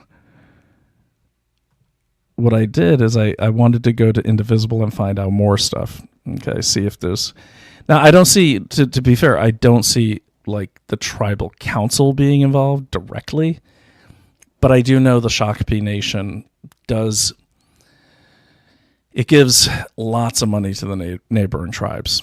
It also owns the hotel at the Mall of America and a good portion of the Mall of America. It also owns a big portion of the Twin Cities Airport. It has donated to Waltz and Klobuchar and all these people. This is a powerhouse tribe. Now, you're not going to find much stuff about it because back in 1996, the tribe sued the federal government to not have to reveal donations that their PACs make to candidates in the state or at the state or at the federal level. So there's a lot to look into there. I will say, don't go in there looking for bad stuff. Just go in there looking for everything if you're going to look at that tribe, because that's how you don't try to prove a theory. Try to find facts and let the facts lead you to a theory is what I always say. So back to our window here. All right. Okay. So then here is the indivisible Shakopee Prior Lake Savage indivisible group. All right. And the thing is, it gets really complicated if things spill over onto tribal lands. It really does. And so that's why I'm bringing this up. I wanted to go deeper into Shakopee, but we're not going to have time. The other one I have here for you is, okay, so let's go back to the 505 thing there. Yeah, there we go. All right. So then this is where it gets really interesting here. So I checked all these out. Lots of churches, lots of Catholic charities involvement. Again, like we saw all through the last 4 years with illegal immigration. So this one caught my eye. Defend 612, Twin Cities, Outer Ring Suburbs. A coalition of groups has created this volunteer form, which offers a bunch of ways to get involved, from delivering groceries. There it is again, delivering groceries, something up with that. Or maybe they're just delivering groceries, but as we saw with that Shakopee one, they're not just delivering groceries. They're using the delivering groceries to recruit people to be patrol, to be foot soldiers. So you go to Defend 612. Okay, and it says, which looks weirdly Nazi, but anyways, use the resources on this website to take care and protect your community. I won't go through all of these, but this circles back to Cam Higby's thing. Okay, so here's what I did find. Okay, and I'll get to those links here in a second. Let's see the first one I have. Okay.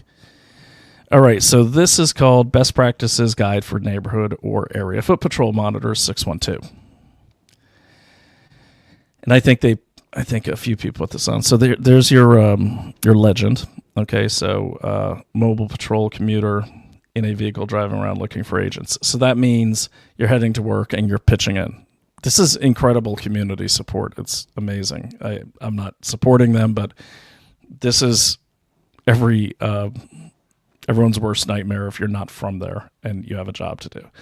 Stationary patrol monitor in a vehicle positioned at key places in the area looking for agents. Foot patrol, they got this little, let me blow this up for you guys. They got this little guy running. Dispatch live on the monitor. Patrol group call.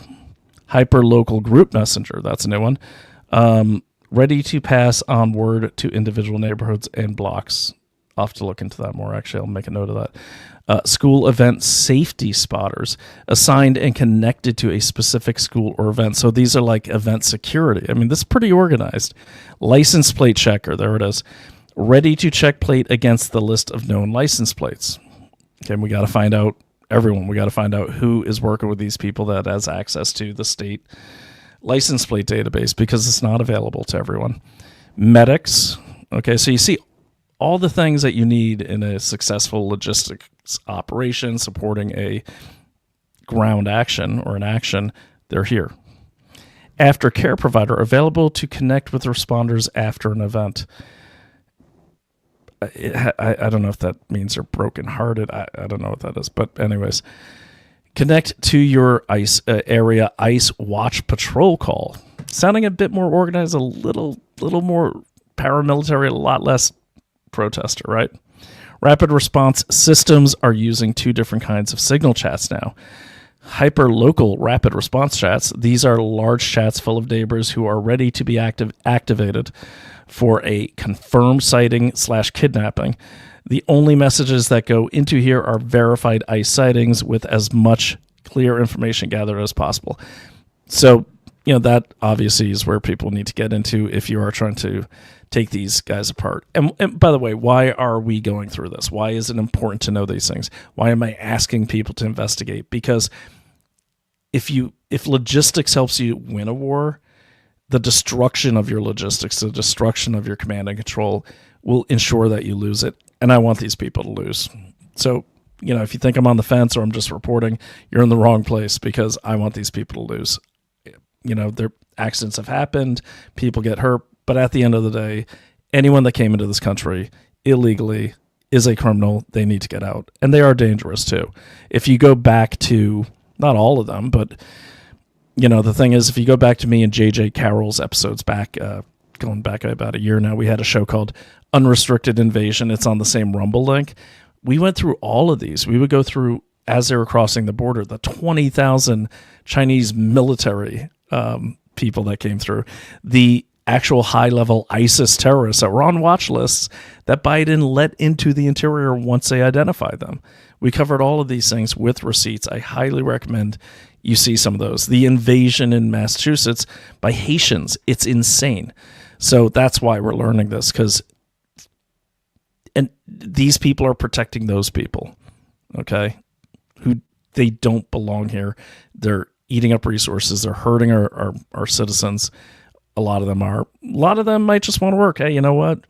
Come in legally. That's what I say. People don't like the law. Run for Congress and change it. ICE Watch Patrol chats. These are high volume chats people use when they are actively out watching for ICE in the streets. Dispatchers help check license. So that sounds like the one Cam Higby was in.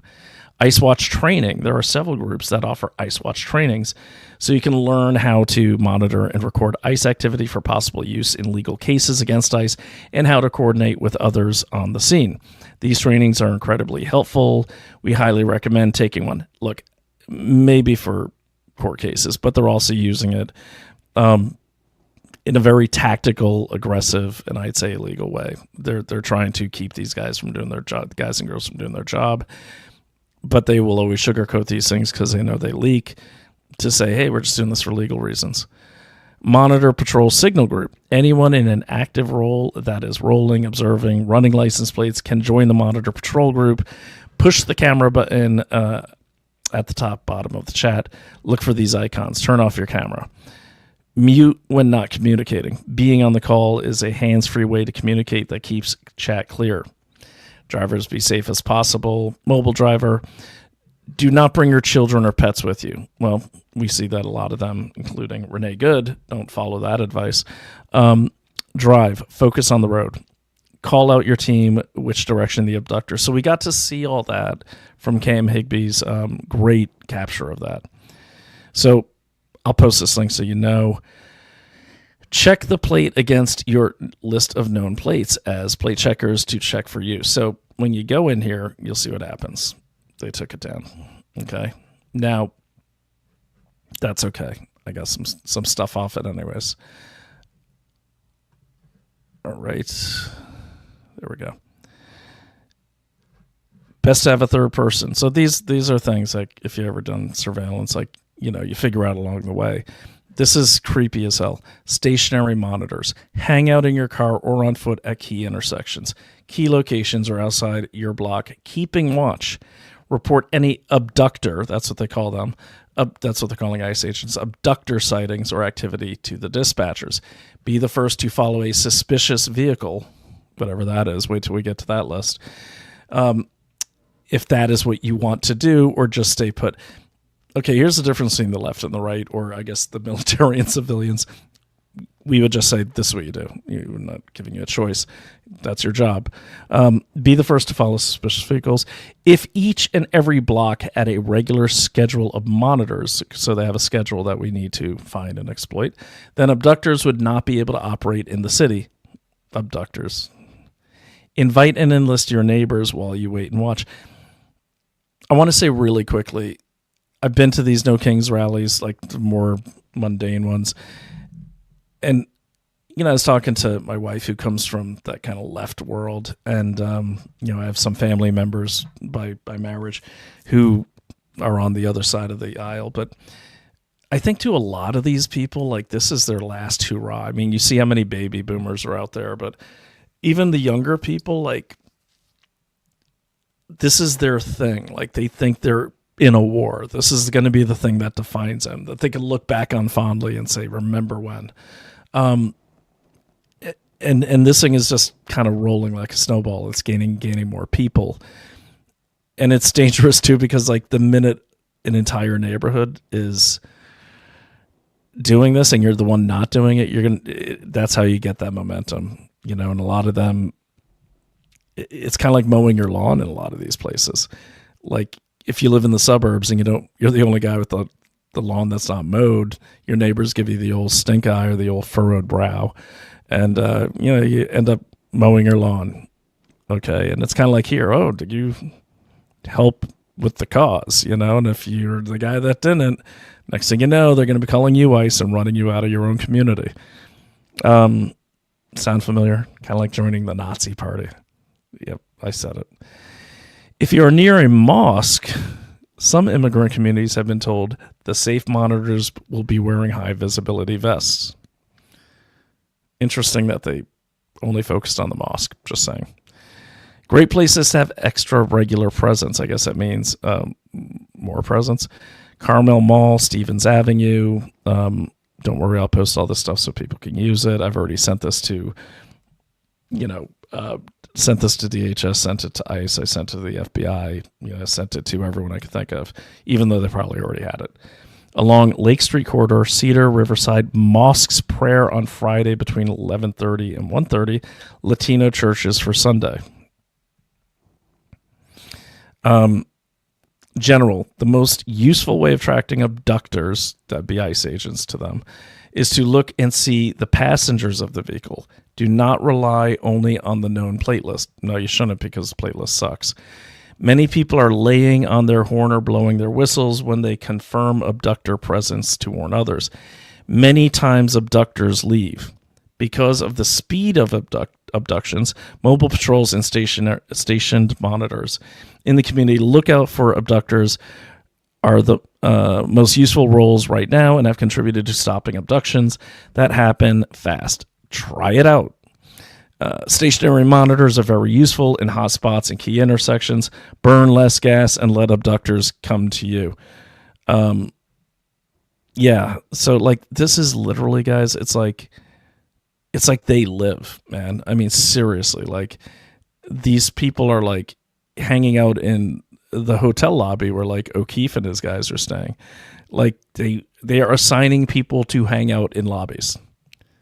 And these people, a lot of them are volunteers. It's, and if you talk to the No Kings type people, I always say go to as many rallies as you can to learn how they're thinking, what they're doing.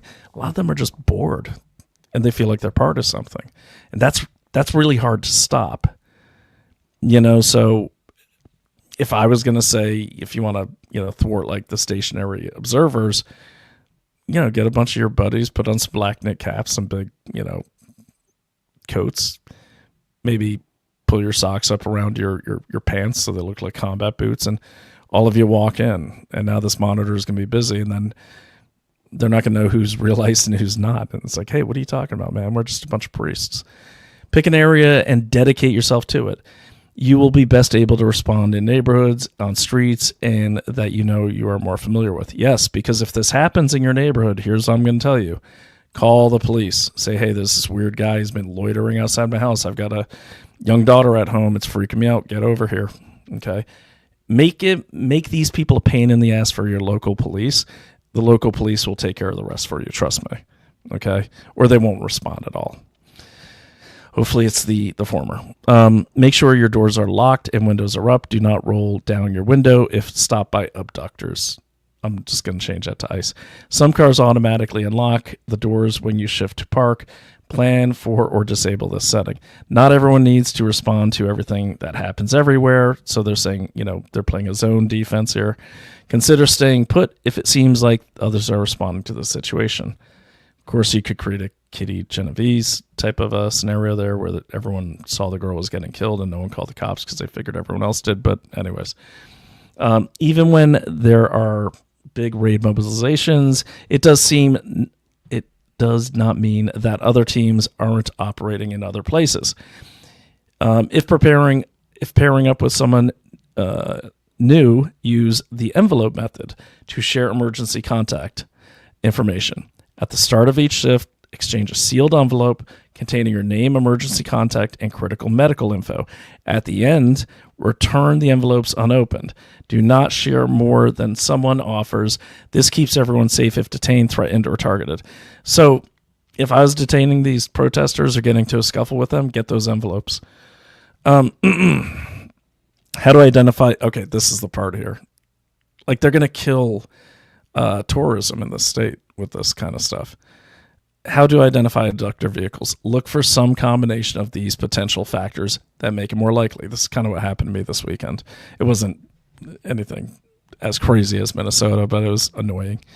The most useful way of tracking abductors is to look and see the passengers of the vehicle. Do not rely on the plates. People inside are mostly in pairs, though sometimes one, sometimes 3+. Literally, they're talking about anyone who is visiting Minnesota. They could be one, they could be two, they could be three. Driver and passenger wearing neck gaiters or buffs that they pull up over their faces to mask their identities. But illegal aliens do that too. That's every delivery driver in New York does that. So you kind of see the problem they're going to have here. Wearing vests or have tactical gear. How many people did we see like with camouflage and crap like that in the protester side? Easily spooked. They are generally trying to be undercover, but the minute they know you're paying attention, they run or get nervous. Well, let's say you're Granny Jean and Granny Jane visiting, grandson Timmy from out of town, and you happen to rent a vehicle that's a small SUV, and it's cold, so you got your neck gaiters up. And a bunch of angry people start throwing crap at your car. You're going to run too. It doesn't mean you're ICE agents. See, this is the problem they're going to have here. And it's already happening. Computers in the front seat or console. Yeah, that's a decent one, but like they're describing a cop car kind of. May idle in parking lots for long periods of time or move in groups of 1 or 3. But they move in groups of 1 or 3. They mostly drive a lot of SUVs and pickup trucks out there because of all the snow. Everyone's wearing gaiters. It's cold. Dark tint on windows. All SUVs, the rear windows are tinted. Out-of-state plates. That's every rental car. Match the plate number match the license plate of abductors in Twin Cities. Now, this one I got. Okay, we'll go over that in a second. If you're not sure if it's an abductor's vehicle, try to find out by seeing the driver and passenger before following for a long distance. Okay, so this is from Chicago in 2025. This obviously is taken off of, looks like Enterprise or Hertz. So pretty much any rental car, anyone who rents a car in the Twin Cities area, be careful, man. Like seriously, because they're going to think you're ICE. And if ICE stops renting all these vehicles, or the feds stop renting these vehicles because these idiots are calling them out, these are going to be the only vehicles left to rent. So just be careful. That's kind of why I wanted to talk about this today. Now, license plates of abductors in the Twin Cities. You get that again. The good news is, earlier when I was doing this, it was actually coming up. So let me shut off that screen and I will share with you what I got. And I was able to hit file right at the right time to get this. There we go. So let me share this with you. Okay, so I found one of them. Then I've already sent this in. But if you're in this area, go ahead and make sure your license isn't on here because they're going to think you're ICE. Or if you are ICE and you're on here, then change your car. Okay, here we go. Window. There we go. Okay. So I was able to grab this before they took it down. So this is from December 23rd. It hasn't been updated since. But I think the way they get these is, you see at the Protestor, like, get the license plate number and all that. So this is like a ton of them. Okay. And this is the dangerous part here. Crowdsourced ICE, fed vehicles in Minnesota unverified. This means anyone these morons decided was suspicious because they have a rental car must be ICE. Now, what happens, like there's probably 3 dozen people who've rented these cars since. Everyone driving these rental cars is going to be harassed. So you see this Massachusetts plates, a lot of these, a lot of the SUVs are going to be targeted. And there's lots of them. I mean, these people are seriously, they're going to kill themselves because They're just collecting plates and putting them on license plate of abductors in the Twin Cities. See, this is probably what happened to Cam Higby when that guy said, "You're verified ICE." Well, look at the name of the spreadsheet. License plates of abductors in the Twin Cities. And then it says down here, unverified. So they're suspected. They're not the actual license plates.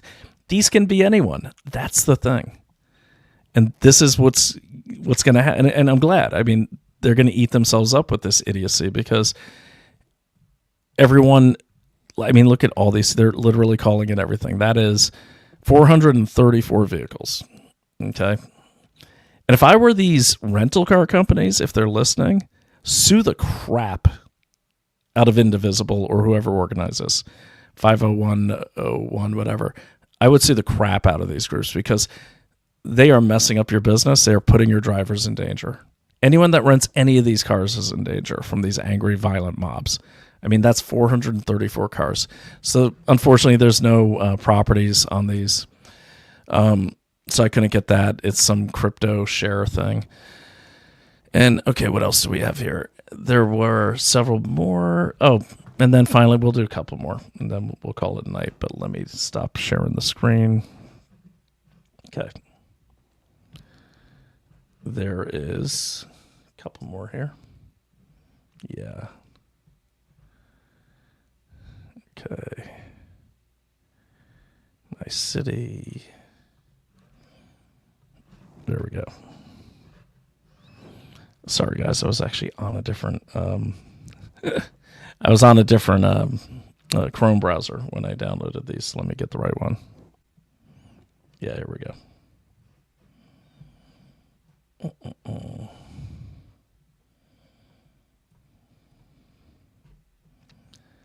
All right, downloads. Where are you? Okay, here we go. Downloads. There we go. Okay, got a bunch of Palestinian things.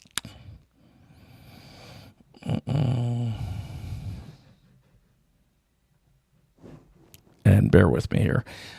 In the meantime, and we will take a quick break here, but because I do want to read your chats, and then I just want to get this stuff out today. Okay, so here we go. Posters. Yeah, good. I found it. Protecting families, building safe, remote responders. Yeah, these are all great.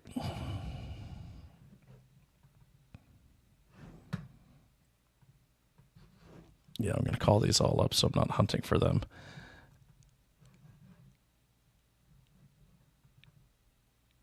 Yep. Yeah, so I've got several documents that I will publish.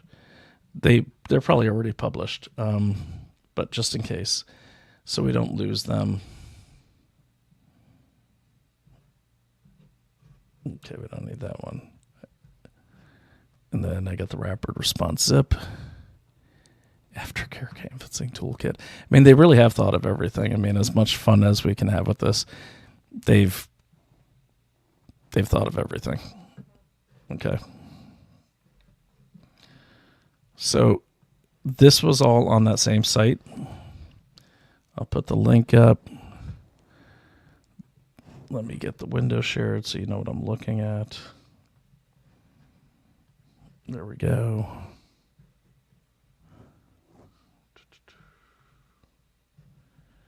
Okay, share. I'll share this window. Okay, so I'm just looking at. Okay, nothing in the properties. Okay, and then home. Nope. Let me get the right file here. Okay.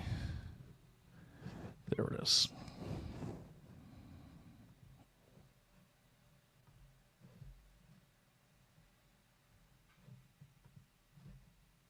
Okay, we will just share this whole thing. So this was in that packet that is on that site. Your Community School Patrol Edition. Man, it's like Nazi youth. Icebreakers. So here's a table of contents, community agreement, preparing for ICE, socialize. Okay, there's nothing in the properties there. Kids and families want to know, safe place. So what I'll do is I'll put all these on, but you can see like this is aimed at kids, right? I mean, I'm sorry, but they're just creating a zombie horde here. This went out to the school-related people. All the whistle stuff, all this, bridge verifier, virtualize on the larger verifiers, chat for the shift. Okay. So this is going out to the schools and those kind of communities, which is, to me, kind of like this is beyond the pale here. So anyone with 2 occupants, I mean, this is so bad. All right, I'll stop sharing that. And then I'm going to not go through the rest of these because it's getting late and I have to drive to the city tomorrow. But I did want to share these with you, what I found. But again, let's go back and say it's all because that one kid was, kind of running at the mouth there on his Instagram, I guess, to get clicks, whatever. And so I guess the point is, if you want to help kind of fight this craziness, the best thing you could do is what Cam Higby did. Okay. I'm not taking any credit for that. I wouldn't even know to look for that if it weren't for him. So kudos to Cam Higby. I will say this. Don't think that if you have a small podcast like mine, it doesn't matter. Okay. What matters is constantly breaking up command and control, constantly disrupting logistics. Okay. Writing to the investors of those companies supporting these people, like Uber, Lyft, all of them, Kinko's. That's how they get their signs across the country so quickly, via the open collective apps and that sort of thing. So any disruption you do is going to help, because we have to fight fire with fire. They can't be allowed to tear up our cities again. This is the will of the people. The majority of people did vote for Donald Trump. I, for one, absolutely did. He's not perfect, but he's good.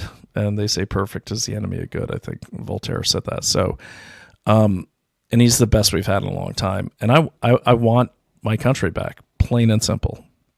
When we get our country back and we're super rich and everyone is doing well, okay, yeah, then we could talk about bringing in more people from other countries. But in the meantime, that's not, no. Protect your own house, make your own bed. And that's why we're here. So in closing, I'll say this. If you want to get involved, Intel, and you can't get out there on the street, Intel. And please, if you're only doing it on X, there's nothing more annoying than people that don't post links. I don't know if they think they're worried they're going to get scooped or something. It doesn't matter. Just write up a good article and put it out there. It doesn't matter if someone puts out your link first. But when people put screenshots of things, and I get this all the time from people I know, with that, now I got to take the time to look for that. Just put the link up. I always put up links. Okay.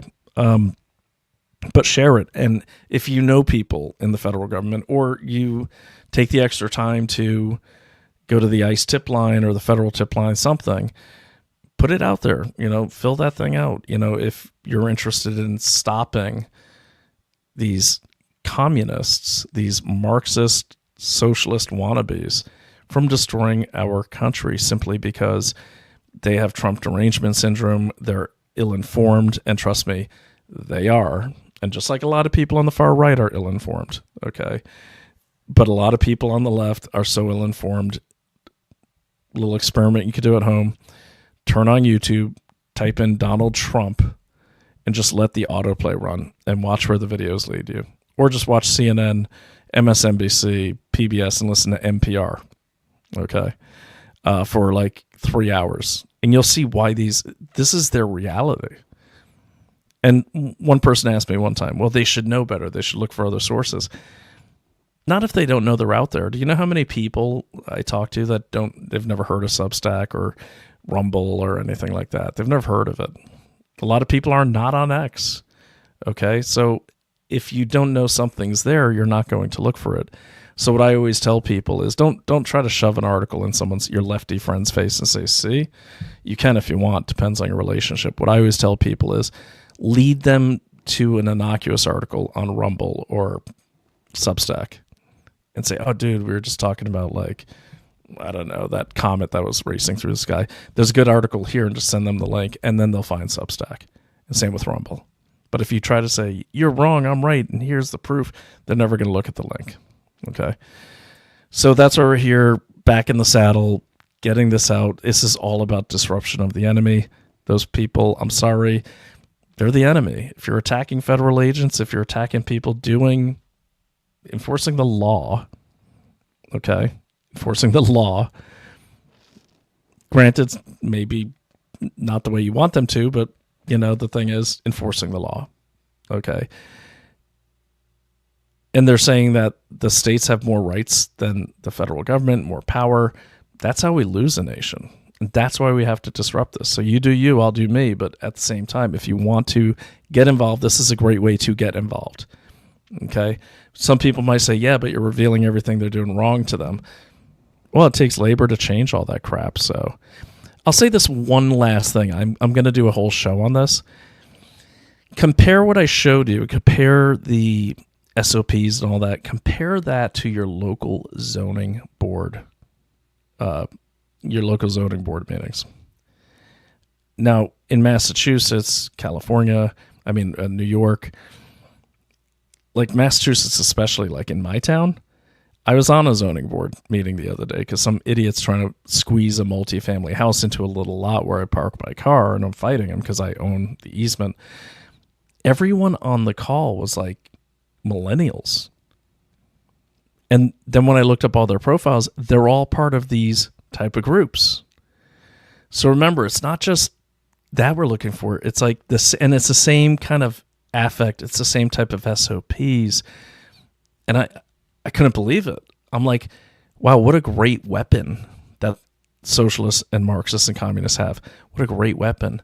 If you really want to take free Americans down and people that believe in sovereignty and property ownership, take over the zoning boards. Because what they're doing is they're approving almost anything that packs people in the houses, and they were totally against the law. What I witnessed, I recorded the whole thing, don't worry. It was amazing that they totally disregarded the public comment. They're still doing Zoom meetings, which is a COVID thing. So once they shut off your mic, you can't talk. Okay, but I really thought about that. Looking at 100% of that board are involved with No Kings protests and things like that. That's a lot of power. That's a lot of power. Because if they rezone things and get away with it, and the only way to stop them is to sue them, okay? So they violated so many laws the other night. I couldn't believe it. But unless we sue them, nothing's ever going to happen. So the point I'm making is it's the same people. It's the same people doing this stuff, getting on the zoning boards. They view warfare on multiple fronts. And what a powerful thing to rezone things and get people kicked out of their own little castles. Because after a hard day of fighting communists or just going to work, you want to come home and not have any worries. Well, if they start redistricting, rezoning all this stuff, which a lot of them can, unless the mayor stops them, well, that's a whole nother front we have to fight. Okay, so we have to fight this on multiple fronts. So when I get done with this stuff, man, I got to go to Massachusetts. I'm like, oh God, they're trying to put a rainbow statue in the middle of the road or something, or they're trying to take my front porch so they can put a halfway shelter there. Those are the kind of things I'm talking about. So if you don't want to get involved in this fight, look for it. Look for the pattern of disregarding the will of the people and using the existing infrastructure, like in Minneapolis, using the police in their community to really attack Americans' rights. You saw it. What's your ID? Show me your ID. Show me all that. Who are these people? I was the same way in the zoning board. I'm like, who are these people? They're like 12. Like, this is insane. They started the whole thing with, and the slimy lawyer who's trying to squeeze this development in for his client, he's like, well, the good news is that there'll be 2 lucky families that get a home. Yeah. So, anyways, It's always a pleasure. Let me go through the comments. Okay, let me go through the comments. We've been talking for a while, so I'm probably way behind on these. There's 9:38 p.m. Never gonna happen. Running plates via lean. Okay, good comments. Well, there's a discussion here that's interesting. Yeah, so he's right. So he says, why is he answering to that? Well, it's late. That fucktard. I agree. But at the same time, Autumn, it's kind of one of those things where, like, that's kind of, think of it like, what's your goal if you're Cam Higby, right? What's your goal? Your goal is to collect the entire story. Your goal is to stay on the ground as long as you can. Yeah, you can tell them where to go, but at the same time, that mob is going to just maybe attack that car, disable it, and then it's game over for him. He's got to go back home, or worse, go to the hospital. But if he can de-escalate that situation, he could probably squeeze in some more footage and coverage. So I get that. I get that a lot. I mean, I would probably do it the same way if that's my job. If my job is to disrupt them, you're right, I go a different way. But if my job is to collect intel, which he's doing, yeah, I'd be like, hey, sure, dude, man, whatever you guys want. And so I think that's why he was answering to him. I think press credentials are not requisite. Yeah, the press credentials things, like, what is a press credential these days? Like, most of them are temporary. They're event based. There is a organization where you can buy them, but it doesn't mean anything. I mean, a press credential is normally something you get, like, you're covering the White House. You have it for as long as you're covering the White House. I just went through this with a TransUnion company that I use for information, and they wanted my press credentials. I'm like, well, okay, here's my website. So there's no universal thing that can be considered a press credential. I guess you could produce cover the Pentagon and produce that. I don't know, but that's, yeah, him asking for press credentials. Just give him the website. Running license plate via lien is federal offense. It's a CGIS violation, criminal justice, something in violation. Yeah, I don't know if they're running them. It looks like they're collecting them and then running what they knew. That's why it's so screwed up. Because if they actually had the license plate reader database, I've had access to it. It's pretty decent. You're going to get someone's name and everything. So it looks like they kind of threw one together, but we still have to verify that they're not getting help. Totally Autumn, but often done. Here, totally agree with that. Running plates via lien without being LEO and sharing it via Signal is a federal. Yes, so that's what we need to look for, Autumn, is someone who's doing that. The stuff that I pulled up looks kind of homegrown, but, when you start seeing names and addresses and stuff, that's where, they've got some access. Never going to happen. Well, actually, Harry, that could happen if the rental car companies go after them. If the rental car companies press charges for, I don't know what the charge would be, but go to the police, say we want to press charges. These protesters are putting our commuters, our renters in danger who are not involved in this at all. That would happen. Or if we find someone, oh yeah, no, seriously, that's such a big violation even in blue states. They'll just quietly fire that person. That person will go. Because keep in mind that when you violate those rules, you're violating federal law, but you're also violating the best practices of the technology provider, who then could lose their license or their government contract. So yeah, they'll normally get rid of them. People that pull you over and ask if I got a very small screen, so forgive me. If you're carrying a large amount of cash, are not concerned about your safety or security, or some people haven't figured it out yet. Yeah, that's a good point. What's going to happen? What happens when, a gang that looks like protesters stops someone who may be other protesters? It's like, oh, they're one of us, and they pull over and they get robbed, or worse. That's another danger. That's a good point. Rushing uniforms with... Oh, was there a Russian uniform, Harry? I didn't see that. I'll post all this stuff. I'll put the video in. Whereas Candy says, Candace says, barrettes. Yes, the green barrettes. I saw that one. Yeah, why does she mispronounce so many damn words? The Green Berets. I was actually in 1st Special Forces and 5th Special Forces, which are the Green Berets. And I heard that. I was like, oh my God, she just won't stop. She's literally like the National Enquirer or worse at this point. All right, so we talked about Cam Higby.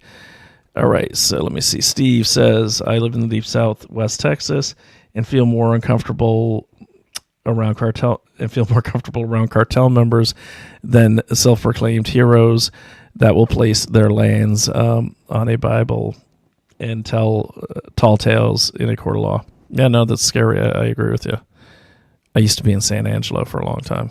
So yeah, pretty close to, what's that down there? Acuna? Blowhard. Nice. I don't know who that, I'm not a blowhard. Oh yeah, wow. Oh yeah, I hear what you're saying. Yeah, I know. You see the old C word, right? Was that on the campaign, that little Zach Galifianakis, whatever that actor is, funny as hell. He's like, don't say can't. That's the real C word. World War II narrative is sus. My World War II narrative, I don't think is sus, but theirs is. I think this is exactly what happens when people get riled up on a lot of false or misleading information. Look, this level of support and money that's pouring into things like Mobilize, Indivisible, the Action Network, Open Collective, yada, yada, all these, these are massive amounts of money. Okay, and we've already shown that at that core level, at that strategic level, this is foreign influence trying to cause division in our country, because that's the best time to carry out what you want to do when you don't want the U.S. breathing down your throat, is have us all turned inward so we're not paying attention to what's going outward. Like, for instance, do you know that Xi Jinping has literally purged most of his top officers already? Or that there's 4, not 1, Chinese signals intelligence bases in Cuba, which kind of explains why Donald Trump would want to lean on Mexico to cut off oil from Cuba, who will have about 15 days of oil left as of today if they don't get more oil coming in. They've gone from 37,000 barrels a day, then post-Venezuela, I think they're at 3,000 a day. But they're a communist-run country, and they've allowed our enemies to have pretty big intel bases right on their island, listening to everything we do. And watching everything we do, so that's happening. I don't even know how we got there. The government that can send trillions across the world, but borrows money to keep lights on at home, needs to be shut down. Yeah, no, I'm all for the shutdown. Like, the Dems are saying, if you don't rein in ICE, we won't approve the budget. That's okay. They've got enough in the slush fund to keep going. That's fine. They threatened this before, the Democrats. I want to point out that yet again, the Democrats are threatening to shut down our government by not approving the budget to protect illegal aliens. This is the second time. Last time was like back in the early fall, because they couldn't get their health care bill, which had trillions for the illegals. So I don't know. Unless you hate this country and you just want it to die, I guess those are your people. But they do not have your interests in mind. So, and, I agree with you. The trillion, like, for instance, a lot of people harp on Israel getting $3.8 billion a year from the U.S. I like Israel. I think they're a good ally. I don't care who hates me for saying that. It's not because my wife is Jewish. She is. We don't have a lot of people in the country that kind of knock out some of our enemies or help us knock them out for us. We don't have that in the world. So people can hate them all they want, but $3.8 billion. You know how much we're still sending to Ukraine? $17.9 billion. 17.9. 1.9 to Egypt. But everyone's focused on that. So I just had to say that, and it's also kind of like that whole argument about, like, this country controls us because we send them money. If you've ever had employees, usually the way it works is the people you give money, pay money to, you control. Just a little common sense thing there. So, but I agree with you, Steve. Definitely. Twinkie. I know. That's what we used to call people in high school. I was from a kind of lower income working class family, 9 kids, Irish dad. Well, we're not really sure what my mom is, but she turns out she was Nigerian and Czech somehow. But we used to call the yuppies or whatever, we used to call them Twinkies. And really, they're just people that kind of had nicer clothes than us. They probably weren't that bad, but yeah, we used to call them Twinkies. I'm a boomer. My wife's a boomer. That's cool. Dave Matthews. I'm not kidding. I saw it. It was ridiculous. And this other guy's playing Sabotage. Look, bro, you want to impress me with how tough you are? I don't know. Get out of your car. I mean, that guy looked like the total Twinkie. He looked so soft. He looked soft like butter, man. That guy just, and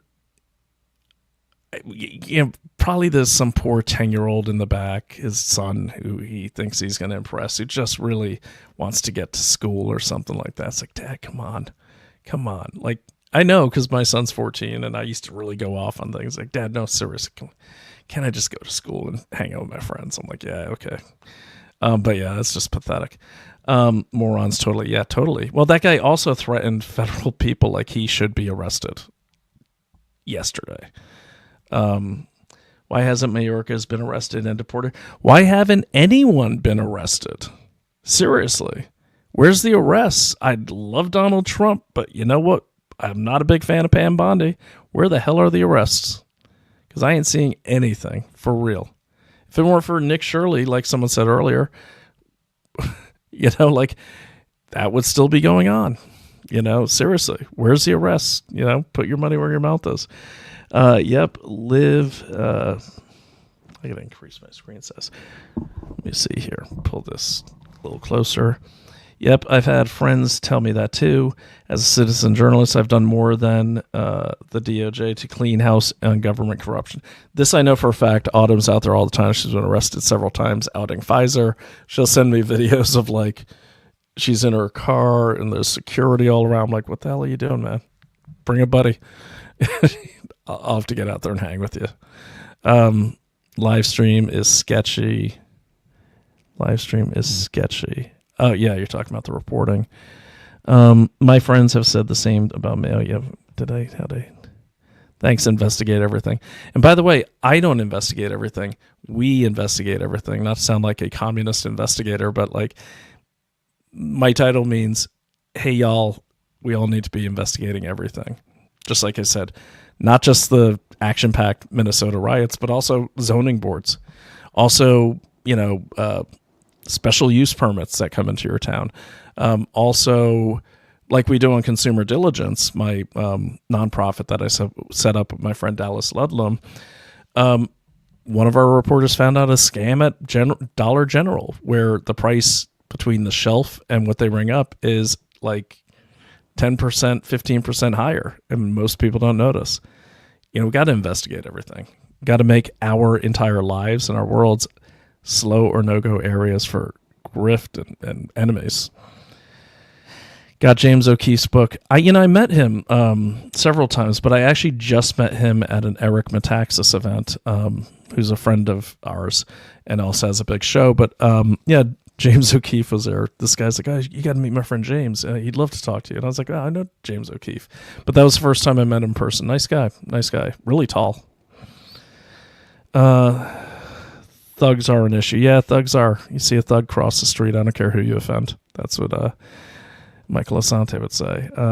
Ian reposted the stream. Thanks, Ian. Appreciate it. Rainbows for crosswalks. Oh, I'm not kidding you, man. There's so much of that in Massachusetts. By the way, I didn't have time, but I'm going to post it. There's a hilarious article about Northampton, Massachusetts. I was walking out of Stop and Shop the other day, and I grabbed a Boston Globe, and I put it under my arm, paid for my groceries, forgot, to pay for the Boston Globe. This kid stops me that works there. He goes, sir, did you pay for that Boston Globe? And I go, no.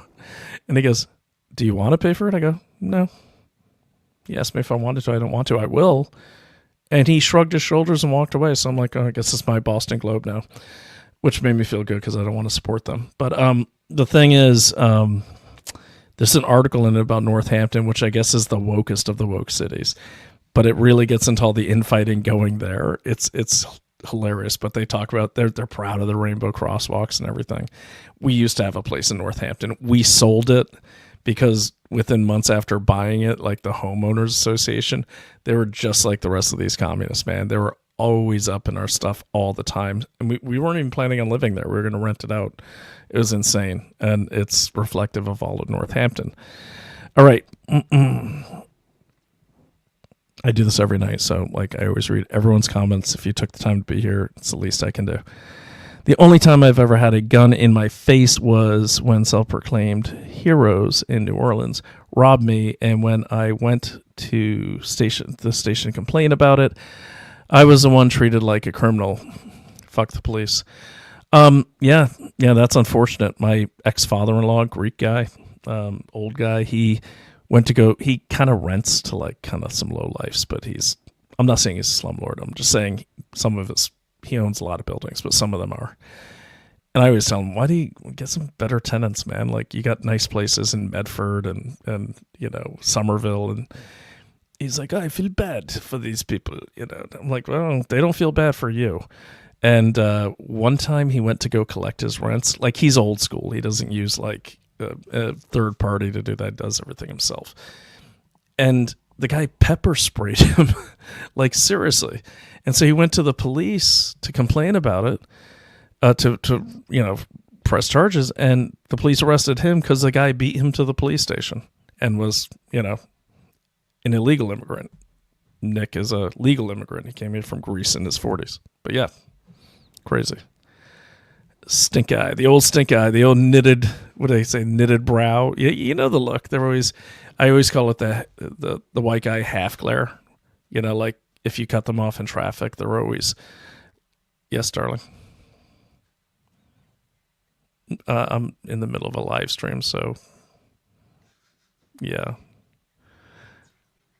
This is really embarrassing, more for you than for me, but yeah. Have a good sleep. That was Naomi Wolf. My wife just popped down and told me to go to bed. We have to drive tomorrow, but I'm going to finish this. Damn it. So, but yeah, I mean, he got pepper sprayed. So I feel your pain, man. And the old half guy white glare. Yeah. So that's like, you ever see it? Like they're driving, right? And you cut them off or something and they race to catch up with you. They never know what they're going to do when they get there.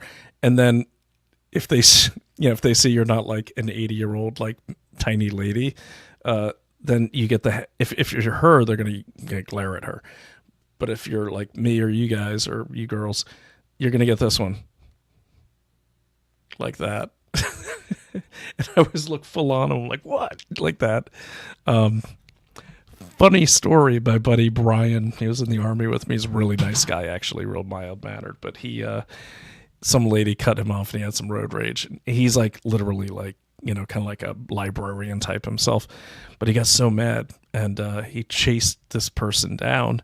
And when he got to the stoplight, he just, in his rage, he rolls down and he goes, I will effing kill you. And it was this little old lady. She's like, oh, and he's like, oh, I'm sorry. It's the funniest story I ever heard. But so, yeah. So let me see. Weird by Avatar is not what shows on other channels. I can't help you there, man. Nothing displayed. Yep. Sorry about that. I figured it out. Brian, glad. Always good to get your insight on the craziness we're experiencing. Glad you're live. No longer tired. Good to see you again. I know it's been since like early December. It's been a while. More to come. Still showing Cam Higby page. Sorry about that, guys. Yes, it's like I said. It's like anything. If you don't do it often, I'm like pressing a bunch of buttons here. I'm self-produced, so I do apologize. All I can hear is your heavy breathing. Okay. Sorry. It's a maybe the mic's on too late. Nothing playing. Can't hear you're playing. Can you guys hear me now, I hope? Volume is too long, too high, maybe? Okay. How about now? Yeah, now I can hear. Good, thanks. I love having this conversation 10 minutes after it happened. Revelation playing out in real time. The enemy will begin destroying itself. I really think it will. You saw it. Good to have you, Sandy. Good. Let them. Yeah, totally. They're totally going to mark on each other.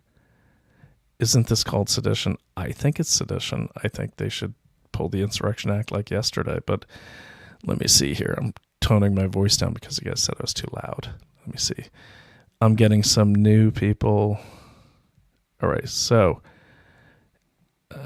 Zoe Lakota. Lakota. You must be from Minnesota, Lakota.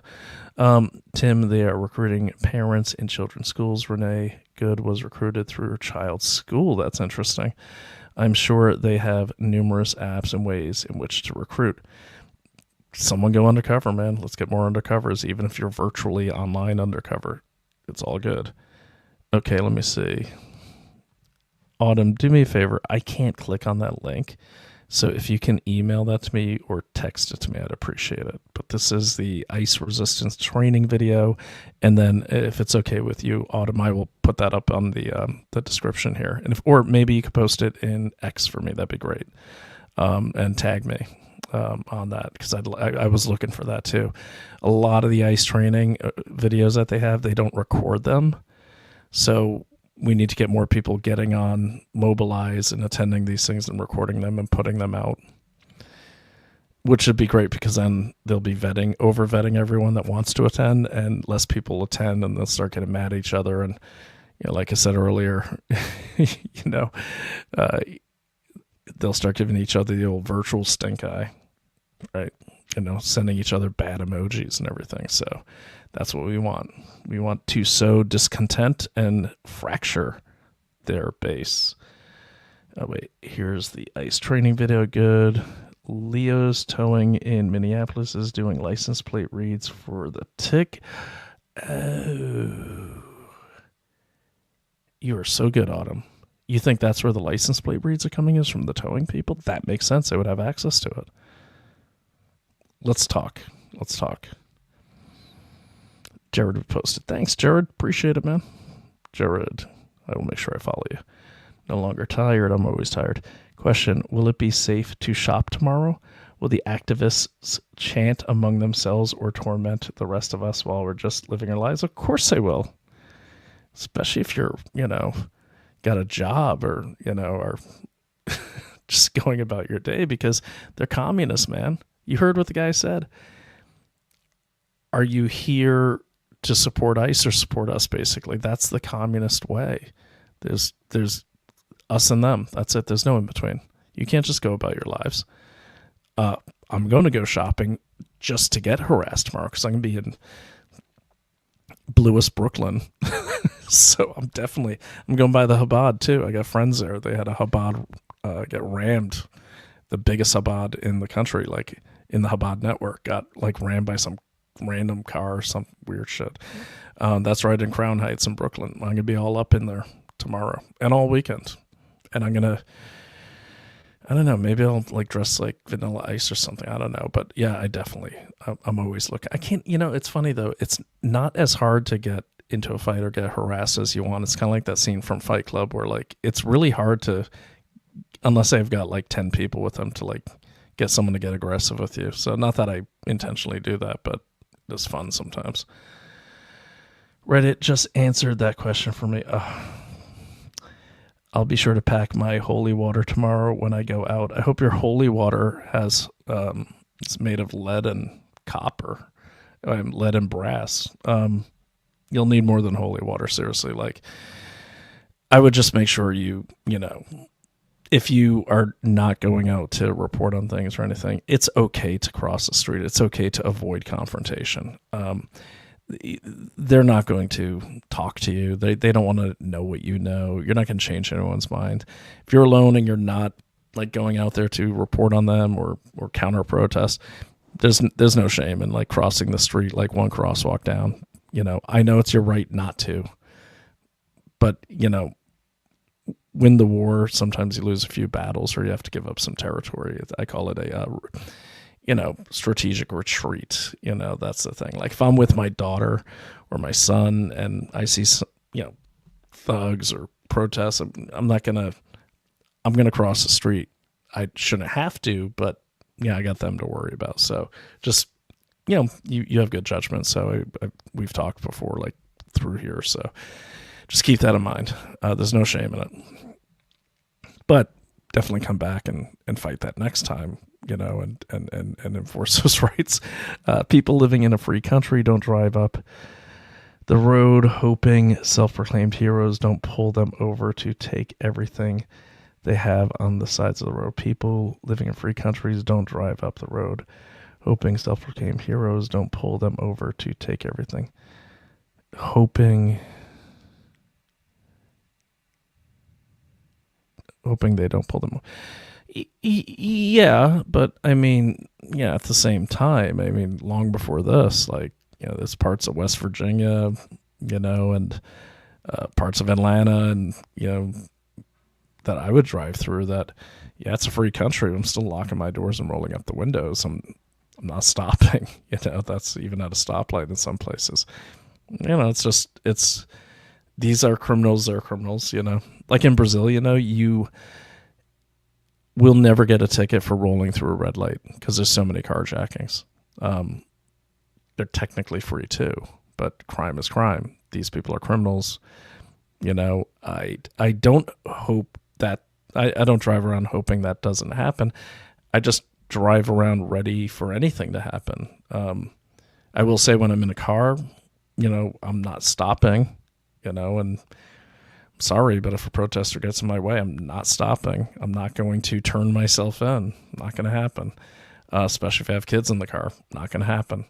Okay, so I also have these cool things called ghost plates too. So they kind of fog out your license plate when you press a little button. They're cool as hell. They don't sell them anymore, but I still have one.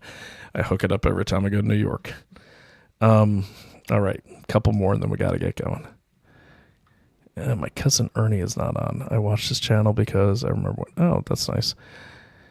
Put out a video called The End of America. She was on point. Yeah, we just were talking about End of America. Produced by actually Norman Mailer's son, who we're going to see this weekend. He's a great guy named John Buffalo Mailer. I got a copy too, Steve. If you need a copy, let me know. I'll try to get one to you. You can find me over there on Twitter or X. If laws and rules actually meant anything, we would not have been invaded, and we wouldn't have been, and we wouldn't almost be 40 trillion in debt. Yeah, but so how do you fight that, Steve? That's a good point, but enforce at the local level. Okay, we can't change that. What we can change is what happens in our community, and if you think you can't, you can. It starts at the lowest level. Join the school board. Be the annoying person at the zoning board meetings. There's lots of stuff you can do. It's difficult because I'm a conservative, and I never was. I was always literally down the center because I was a PI, and it's like kind of you can't be like one way or another. You'll only have half the business. But what's interesting is that it's hard a lot of times for me to say, get your community and go do something, because it sounds like communism, and we're independent. We're kind of like Scotch-Irish mentality. We're like the shepherd on the hill. We fight the wolves ourselves. But no, strength in numbers. It doesn't mean you have to turn your whole society into that, but kind of like the Native Americans, like the Comanche, what they used to do, and a lot of the native tribes. Bands and tribes and everything, like the bands of Indians, they were normally temporary. They would go to the elders, they get a couple of their buddies, say, we want to go raid those guys over there, those pilgrims. Here's my band. We're going to go do it. Do we have your approval? And they'll say, yes, you got to give us half the stuff when you get back. They go raid them, and then the band breaks up, and they make another band for the next raid. That's what I'm talking about. That's the way to do it, because I think any group that stays together too long becomes kind of a gang itself, or the infighting happens. It's like, no, come together for each battle, disband when you're done. just be ready to come together again. Police that pull armor. I don't know what that means, Steve. Sorry. Can you name a country that taxes residents to send money? Taxes residents to send money to other countries. Most of Europe. Definitely not Russia. Can you name a country that taxes residents to send money to other countries? I mean, I think that's definitely most of the EU. Certainly the UK. They've sent most of their pension over to the Rebuild Ukraine Fund. That's why they're so adamant about it, the war keeping on going, so they could get boots on the ground to, secure their investment. Easily most of South America. So yeah, I know quite a few. Do people ever haze you? You mean on the show, CJ? I don't know. I don't care. Good to have you. Not you. I care about you, but like people haze me. I don't give a shit. Word. Well, I'm out later. Yeah. Brian, Naomi is far more important than us. Go to bed. Yeah. So, yeah. You know what? I would never do that to her show, but that's fine. I kind of like it. Just keep going. Thanks, Ernie. Cousin Ernie. That's my cousin. Yeah, of course I'm going to keep going. Here we go. Don't these idiots realize they're not accomplishing? Ernie, come on. It's like I said earlier, they've got nothing. A lot of them. This is like the big show for them. It's like the big show. Like I show you my video from No Kings. They were like, I talked to one guy at the No Kings rally in Salem, Massachusetts, and he's an older guy. And I went out there, put on like tight black t-shirt and, kind of, I told people I was reporting for the Metro Weekly, which is, not my lifestyle. And they were talking to me and I said, so what brings you out here? He's like, you see all the chicks out here? And I look around, all the chicks are like in their 80s. And I'm like, but so was he.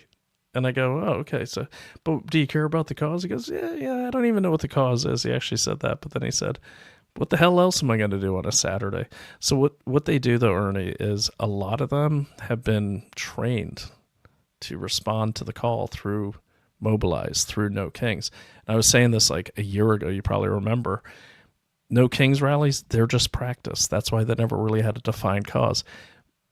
Gets you in the mode of always mobilizing when something's going on, and no one wants to miss it.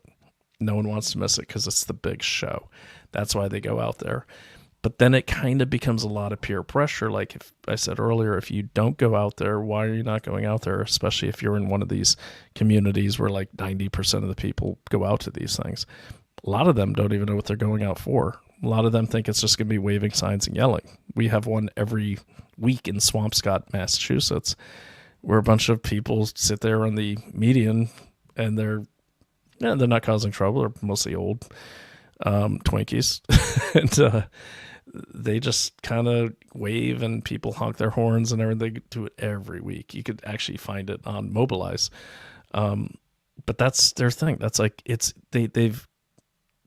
what's really, really interesting and powerful is they've made protesting a part of their culture for a long time.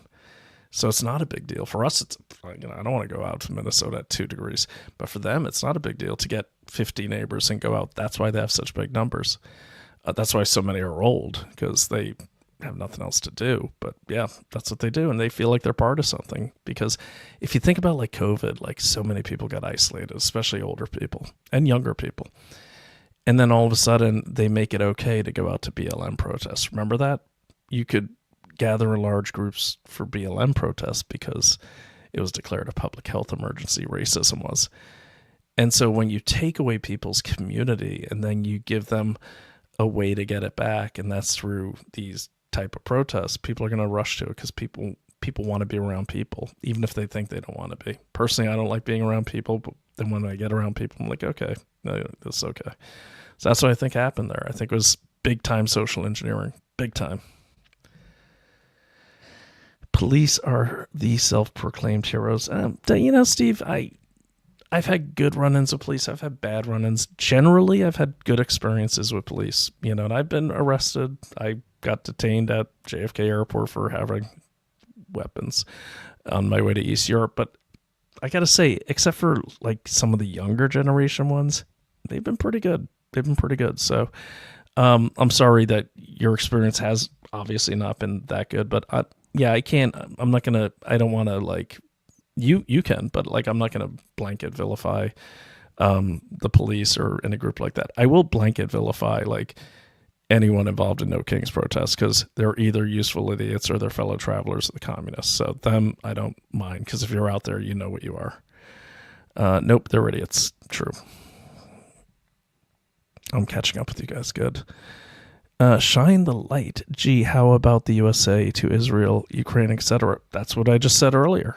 Like, seriously. We were talking about all the money that, people bitch about, like all the money, 3.8 billion sent to Israel, but what about the 17.9 cents still going to Ukraine, or the 1.9 going to Egypt? It would make your head spin if you saw the unofficial or non-published amount that we send to Pakistan since Obama.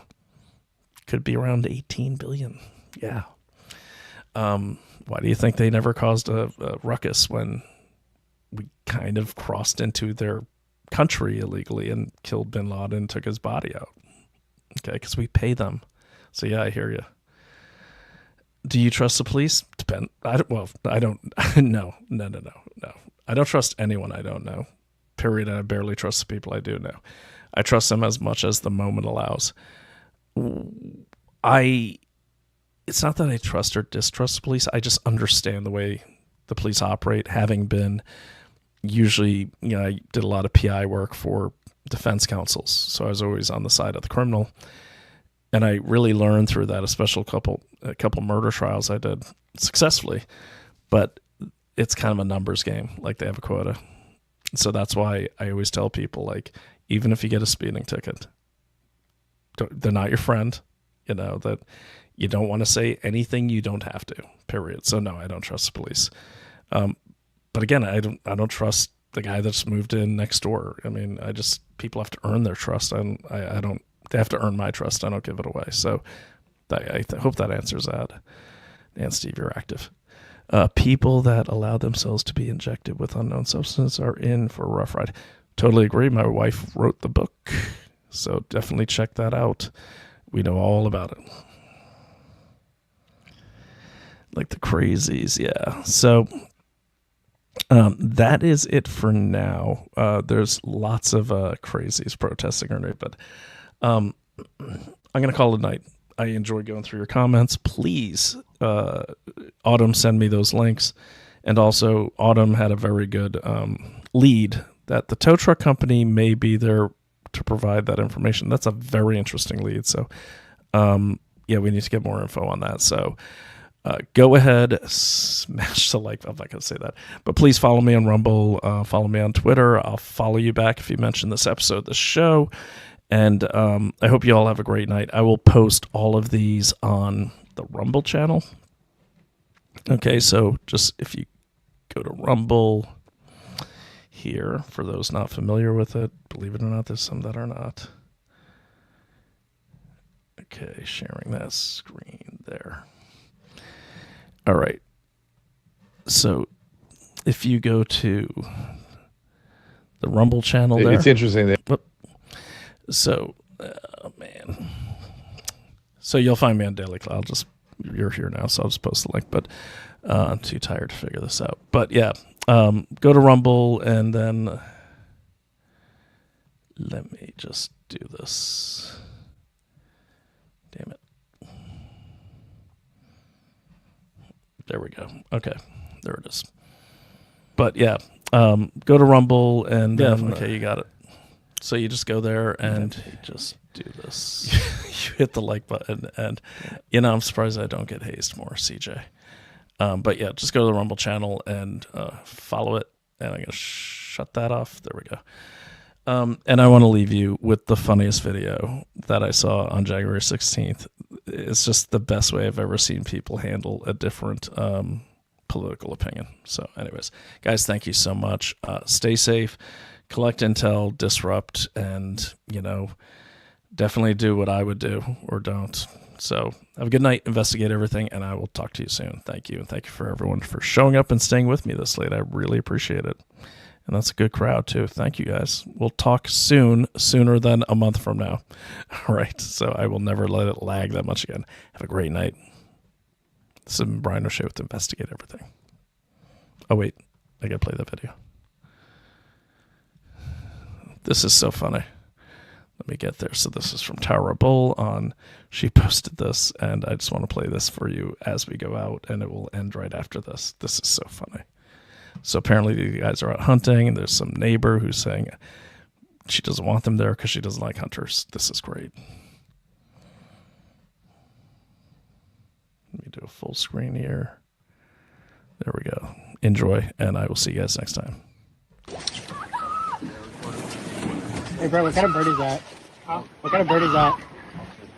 First. I think it's a legendary parrot. Fuck off! Fuck off! Fuck off! Get the hell out of here! You're not welcome! Go away! Fuck off! Fuck off! Fuck off! Fuck off! Fuck off! Fuck off!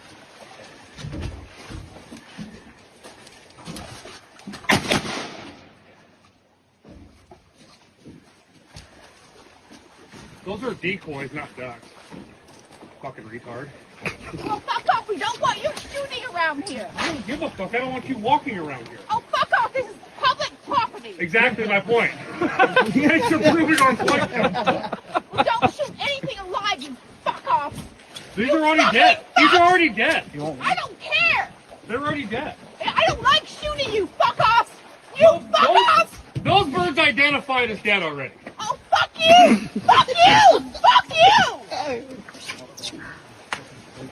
Oh, I love it. Hey, I'm trying. Now. Oh yeah. You get that on video? Yeah. Ian rolled that fucker.